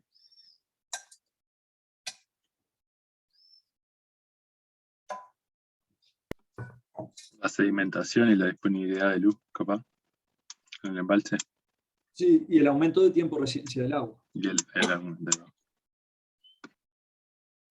Entonces vos lo que vas a tener ahí, seguramente lo que se esté privilegiando acá es la producción fitoplanctónica. El sistema va a ser más productivo, con el aumento de la sedimentación del material particulado que decías vos, va a haber mayor disponibilidad de luz en la columna de agua, y bueno, vas a tener un sistema más productivo. Fíjate que está cambiando, pero el efecto es más local, si se quiere, no se traslada, no repercutiría tanto en el resto del sistema para ese parámetro. A ver, esperen que tengo que salir de... Vamos a ver algún otro parámetro. Esperen que tengo que borrar acá, si no queda un lío bárbaro. Pero yo les quiero transmitir, depende del parámetro, no puedo borrar, ahí. Depende del parámetro cómo lo va a afectar. A ver, tamaño del sustrato. Miren el tamaño del sustrato acá. Uno esperaría en un sistema continuo una disminución del tamaño de los clastos a medida que nos acercamos a la desembocadura. Si la represa está en la cabecera, no parece afectar demasiado el sistema. Ahora, si lo haces en un tramo medio, vas a tener un pico aguas abajo del embalse en donde aumenta el tamaño del sustrato. Y esto es lo que yo les decía hoy. El agua turbinada, el agua que sale del embalse, sale a gran velocidad con un gran poder erosivo, se lleva todas las partículas finas y lo que queda ahí es lo grueso, abajo del embalse. ¿Está? Y ese efecto va a ser más fuerte en la zona cercana a la desembocadura. Por lo mismo, porque ahí lo que tenías era una selección muy fuerte de grano fino, lo que llegaba ahí transportado era grano fino, no eran transportadas las partículas mayores, y bueno, acá vas a tener un cambio ambiental significativo, ¿no? Del tamaño de las partículas. Y fíjense que en estos ejemplos tenemos aumento, o sea, la intensidad del parámetro es positiva. Tenés un valor más alto después del embalse que lo que había antes sin embalses. Pero en otros parámetros, vos podés tener caídas. La intensidad del parámetro puede ser negativa, como en el primer ejemplo que veíamos. Esto es, por ejemplo, la variación de la temperatura anual. Si vos tenés grandes embalses, una gran masa de agua en un embalse embalsada va a tener una inercia térmica mayor y por lo tanto va a ser menos variable la temperatura del sistema, ¿no? A partir de ese punto. ¿Ah? A ver si hay algún otro ejemplo que sea bueno. Miren, plancton. Plancton suma fito y zoo, ¿no? Fito y zooplancton. Imagínense un sistema continuo en la cabecera. No esperaríamos que el plancton sea relevante. ¿Por qué? Porque la velocidad del agua es tal que es todo arrastrado. Si construís un embalse, le estás dando oportunidad al plancton a subsistir ahí, a desarrollarse. En los tramos medios, ese impacto puede ser mayor. Y en los tramos bajos, quizás esa ventaja relativa no es tan relevante y el impacto sea menor. Entonces depende del parámetro ambiental, depende de lo que estemos analizando, es el impacto. Gran moraleja, gente, ¿qué es lo que yo les quiero transmitir atrás de este planteamiento teórico de la discontinuidad y la discontinuidad seriada? Es el impacto de la construcción de un embalse no es idéntico para cualquier parámetro ambiental. Es dependiente de las características del parámetro. ¿Tá? Y nosotros teniendo un marco teórico que nos permita entender cómo funciona un sistema haliótico, podemos hacer hipótesis razonables de este tipo. Bueno, la materia orgánica particulada gruesa, ¿qué le pasará? El plancton, ¿qué le pasará? El metabolismo, ¿qué le pasará? Si ese sistema, ese continuo se aplicaba bien, bueno, la discontinuidad es como un ajuste de esa teoría, ¿no? Cambia las condiciones físicas, cambia el funcionamiento del ecosistema. Depende del parámetro y depende de la ubicación del embalse. No es lo mismo en la cabecera, entramos medios que entramos bajos, y la discontinuidad seriada depende del número de embalses y dónde estén ubicados. Porque puede ser que tengamos esquemas mucho más complejos de este, que tengamos 20 embalses en un sistema haliótico, eso existe en nuestro río Uruguay, tenemos decenas de embalses, y bueno, depende de dónde están, no es lo mismo que estén todos en cabecera, que estén todos en tramo medio, que estén distribuidos, que hayan tramos bajos. ¿Ah? Si yo no me equivoco, en el EVA ya está el acceso al PDF del artículo de discontinuidad seriada. Yo no les voy a proponer que lo lean, al que le cope lo hará, pero para analizar estas gráficas y pensar puede estar bueno, porque después hay algún docente malo que le pone una de estas gráficas en un parcial, y ustedes ya las tienen vistas y pensadas antes. ¿Ah? Usted tiene que estar preparado para la maldad de la gente.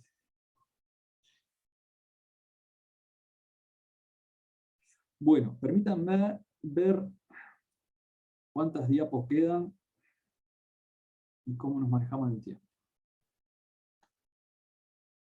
Gente, ¿dudas o algo más para hablar de esto?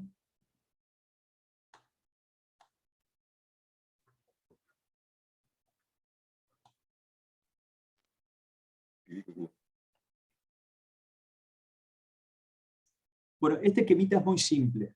Yo recién les comentaba que, por ejemplo, las características de la flora riparia de un sistema haliótico tiende a tener un gradiente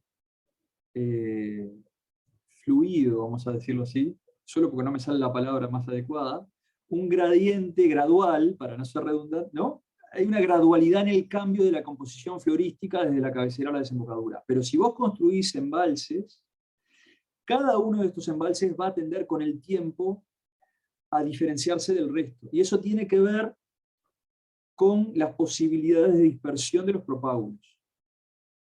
¿Ah? Y su adecuación a las condiciones locales de cada uno de los embalses, que va a ser diferente. ¿Ah? Entonces, pasás de un gradiente a 4 condiciones distintas entre ellas. ¿Ah? Esto lo comentamos hoy. Bueno, ¿se acuerdan este esquemita? Este esquemita es del mismo autor, de Ward, del 2002, y trataba de hacer ese modelo integrado, y yo cuando se los mostré la otra vez le dije, bueno, todos estos componentes en cierto sentido lo hemos analizado, lo hemos discutido, y este de la discontinuidad seriada no lo hemos discutido, y ahora está introducido e integrado este esquema. ¿Tá? Es otro de los grandes componentes de ese marco teórico de los ríos como sistemas dinámicos. ¿Tá?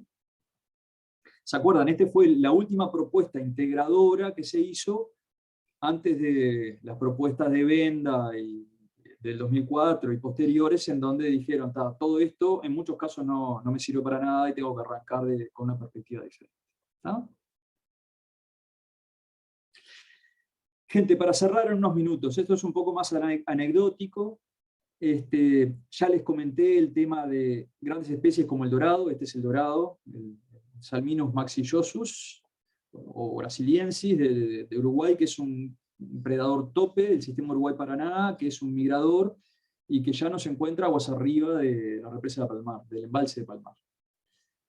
Y el tema es que hay muchas especies de peces que son grandes migradoras. Fíjense, acá aparecen el porcentaje de especies migradoras por cuencas, y en el río Uruguay tenemos casi el 14% de especies que son migradoras y que se ven afectadas por este tipo de fragmentación. Pero fíjense el Amazonas casi la mitad de las especies de peces son grandes migradoras. Y esto involucra que por fragmentación y construcción de embalses, muchas veces lo que pasa es que se pierden componentes enteros de la comunidad de peces, por ejemplo los predadores tope, y ustedes ya saben que pasa que ese tipo de cambios comunitarios pueden tener efectos en cascadas hasta la base del ecosistema, ¿no? Funcionamiento, la calidad del agua. Bruno, dale. Me queda una duda con ese gráfico. O sea, yo lo había interpretado como tipo del total, no sé, como que no lo entendí mucho, porque ¿por qué las cuencas suman un 100%? O no suman un 100%, pero anda por ahí, ¿no? O sea, están divididas en una torta. No sé, eso no entendí. Yo pensé que habían tomado como todas las cuencas y habían hecho cuántas venían de cada cuenca. No, estas cuencas son, digamos, disyuntas. Las especies comunes entre cuencas son muy poquitas, porque es un límite biológico la dispersión, ¿no? El límite hidrológico de una cuenca. Pero es muy buena la pregunta que vos haces, ¿eh? Ah, ¿qué representa la torta, no? ¿Suma 100? Sí, suma 100, claro. Sí. Estoy No tratando sé, no lo sumé, pero anda por ahí. 45 y 30 y más o menos. Bruno, es muy buena tu pregunta, pero voy a tener que ir a la fuente y devolverte algo posterior. Yo lo que Dale, tranqui. No, no, no. por la descripción me había imaginado que el 13% de las especies del río Uruguay eran migratorias. Sí, esa es la interpretación que yo le doy y lo que le transmito. ¿Tá? Pero claro, la casualidad de que si esto suma 100, que me parece que sí suma, me plantea la misma duda que Bruno. Pero tenemos ahí la fuente. Yo lo consulto y trato de hacerle una devolución, espero poder aclararlo. Yo lo interpreté cuando preparé la clase esta en su momento en ese sentido. Acá, el 44% de las especies de peces del Amazonas dependen de migraciones y el 14% de la cuenca del río Uruguay. ¿Tá? Y quedó Sí, un... suma 100, lo confirmo. Sí, es una buena pregunta. Bueno, y hay un montón de trabajos que los que quieran profundizar, porque esto tiene que ver con gestión ambiental, sin duda, y con impacto ambiental, hay un montón de trabajos en donde se analizan los impactos generados aguas arriba de una represa por la construcción de la represa, y hay otros impactos que son diferentes a aguas abajo de la represa por la construcción de embalses. Entonces, imagínense que son conceptos y nexos lógicos, uno los puede analizar, ¿no? Cambios de la calidad de agua por la formación del embalse, creo que ya los discutimos con suficiencia. Por ejemplo, aumento de transparencia. Ustedes pueden explicar cuáles son los procesos que involucran este aumento de transparencia. Al aumentar la transparencia, esto puede involucrar aumento de la mortalidad de huevos y larvas de especies migratorias, porque son más pasibles de predación, por ejemplo. Si son más, ¿no? Entonces, esto genera una red de interacciones tróficas que tienen consecuencias en el funcionamiento del ecosistema todo. ¿Tá? Por temas de tiempo no lo vamos a analizar en detalle. Esto es aguas arriba, y este otro esquema es hacia aguas abajo. Por ejemplo, la represa, hay cambios en los patrones de crecidas y estiajes. ¿Tá? Cambia el hidrograma fuertemente, eso puede cambiar, por ejemplo, puede desacoplar una llanura de inundación indispensable para la reproducción de determinadas especies de peces de los ciclos naturales de crecida y bajada. Y eso puede hacer que cuando los peces necesiten una zona inundada, estén adaptados a que una zona esté inundada para poner los huevos, esa zona no está inundada, porque hay alguien que está guardando el agua para producir energía eléctrica arriba. ¿Ah? Y estas son las consecuencias aguas abajo de una represa. ¿Tá? Por temas de tiempo no la vamos a analizar en detalle. El tema es que, si bien no todo se resuelve generando escaleras o escala para peces, se considera que las represas generan impactos menos relevantes en los sistemas lóticos donde se construyen si tienen mecanismos que les permitan a los peces ir desde aguas abajo hacia aguas arriba. Porque de aguas arriba hacia aguas abajo es más probable que pueda ocurrir, porque los peces caen por desborde, podrían caer por desborde y hasta capaz que sobreviven. Pero trepar un embalse de 36 metros de columna de agua es imposible. Entonces, a algunos embalses se le construyen sistemas que hay ascensores, hay escaleras, hay esclusas, hay ríos artificiales que van por el costado, este tipo de cosas. Lo que se les trata es de favorecer, se resigna, se pierde determinada capacidad de almacenamiento del agua con un fin ambiental, ¿no? Que es mantener algunos ciclos de vida de especies. Pero eso es muy dependiente de las características de las especies. Por ejemplo, Un salmón tiene una capacidad de nado muy importante, es capaz de saltar y subir un rápido. Ahora, hay otras especies que tienen una capacidad de nado menos importante, y si vos no lo agarrás, lo metés para un cuarto, lo subís como si fuera un ascensor y lo abrís allá en el embalse, los bichos no pueden hacerlo. Y es muy dependiente de las características biológicas de las especies. Entonces, por ejemplo, nosotros tenemos en Salto Grande un sistema de ascensor que está construido para salmones. Y se ha demostrado que no es eficiente, ¿tá? Y muchos años ha estado roto, pero tiene un sistema, y eso es una ventaja. Pero el palmar no tiene, entonces vos vas a palmar y vos ves los dorados que saltan, se pegan contra el cemento de la represa y caen al agua de vuelta. Y así pasan horas o días. O hasta... Mateo, vos ibas a decir algo. No, bueno, igual me interesaba lo de los dorados, pero te iba a preguntar, el salmón es introducido, ¿no? No sabía ni que había en el río Uruguay. Aquí no hay salmón.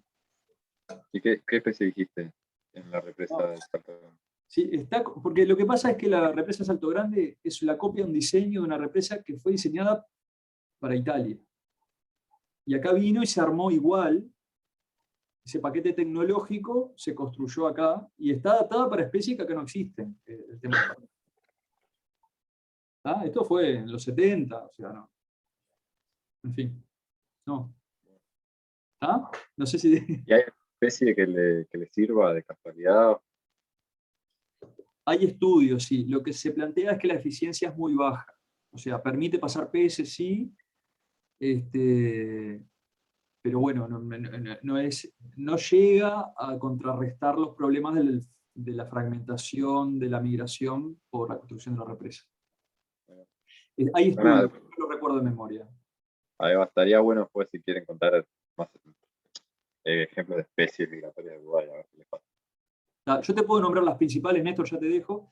El dorado, sin duda, el surubí, que es un gran bagre, y el sábalo. El sábalo es un pez que tiene la mayor biomasa del Paraná y del río Uruguay, come barro, está en la base de todas las cadenas tróficas, es la presa predilecta del dorado y es un gran migrador. Pero biomasa de millones de toneladas, ¿no? Lo pescan con redes arrastrados por caballos, por ejemplo, y sacan grandes cantidades. Y es un gran migrador. Hay más especies, hay algunos estudios. Hay un estudio de Marcelino Loureiro, de Facultad de Ciencias, que participó Franco Teixeira de Melo. En los libros de peces del Uruguay hay algunas referencias. Yo se los voy a poner disponibles. Ya están en el EVA, ahora se los voy a poner para que ustedes puedan, si les interesa ver esos temas, leer un poco. Néstor, vos ibas a decir. Y después, o sea, hay casos, o sea, digo, ¿está demostrado algo el efecto que tienen las represas tenesas por las distintas especies? Se fue un poco el audio y no te entendí en la última parte. Sí, hay estudios o algo, se sabe el efecto que tienen las represas en esas especies. Y que ya está, al norte de Salto Grande hay muy pocas, por ejemplo. Hay muchos estudios, no sé si para Salto Grande en particular, pero hay muchos estudios. Hay una tesis de doctorado que se está realizando ahora, que es de Anaí López, que es una investigadora asociada a nuestro grupo, que ha trabajado en nuestro grupo, y está estudiando exactamente los efectos en la comunidad de peces de los embalses encadenados del río Uruguay. Está trabajando exactamente eso, con muestras de Brasil, con muestras de Uruguay, cómo eso modifica las redes tróficas. Hay estudios, y de esa tesis seguramente hayan publicaciones dentro de poco. Hay estudios, por ejemplo, de extinciones de peces que se ha demostrado que la causa haya sido la construcción de embalses. Por ejemplo, en ríos de China. Eso hay publicaciones. Néstor, vos ibas a decir algo. Si te interesan esos temas, Mateo, ahí para hablar, ahí no le podemos dedicar tanto tiempo ahora en el curso, pero podemos pasar info. Sí, a ver, iba a hacer una acotación sobre otro tema, pero ya lo pongo en el chat. Investigaciones sobre los impactos de construcción de represas en nuestras regiones. Ahí hay un autor brasileño que es Ângelo Agostinho, que justamente ha dedicado su vida al estudio de la cadena de represas que tiene la cuenca del Paraná. Y bueno, y es muy conocido, digamos, los fuertes impactos en la estructura de toda esa red impresionante de represas que involucran, en definitiva, la cuenca del río de la Plata. Pero lo que les quería indicar es que hay eventos muy, muy poco frecuentes que muchas veces generan así ventanas impresionantes para la dispersión de especies, ¿no? Por ejemplo, a mí me tocó una oportunidad ver una cantidad de salmones impresionantes tratando de superar la represa del arroyo Potrero y tratando de ingresar a la laguna del Sauce, ¿no? No lo pudieron. El nivel de agua era prácticamente inexistente y no lo pudieron. Pero en esa misma circunstancia, con otro nivel de descarga, podían haber llegado sin ningún problema, ¿no? Entonces, ahí es interesante cómo algunos fenómenos de dispersión son muy poco frecuentes, porque es muy raro encontrar un dorado a esta altura del eje Río de la Plata, Océano Atlántico. Sin embargo, a veces ocurre en condiciones hidrológicas muy particulares, ¿no? Y de estrategias de estas cosas, estamos cerca yo quería terminar la presentación hoy de embalses. Creo que hay algo que está pendiente y que vamos a tener que liquidar al principio de la clase que viene, pero me parece que hoy manejamos una cantidad de información bastante intensa y que tenemos que distender un poco ya, no podemos tratar de seguir al mismo ritmo, pero les voy a mostrar algunas estrategias que se están implementando para transportar peces cuenca arriba en embalses, por ejemplo. Son cañones de peces. O sea, acabo de buscar en YouTube, ¿no? Salmón. No, acá no tenemos salmón. Entender, construir, hacer un gasto muy importante que tiene una estructura permanente en un embalse. Lo que hacen es poner estructuras móviles en el momento en que los peces viven, transportarlos hacia el futuro en el embalse.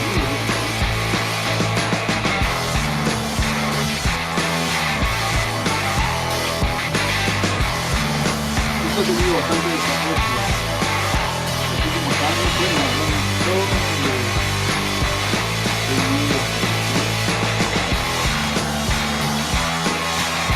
en algunos casos, pueden encontrar también en YouTube, lo transportan en internet. Están ahí hacia abajo,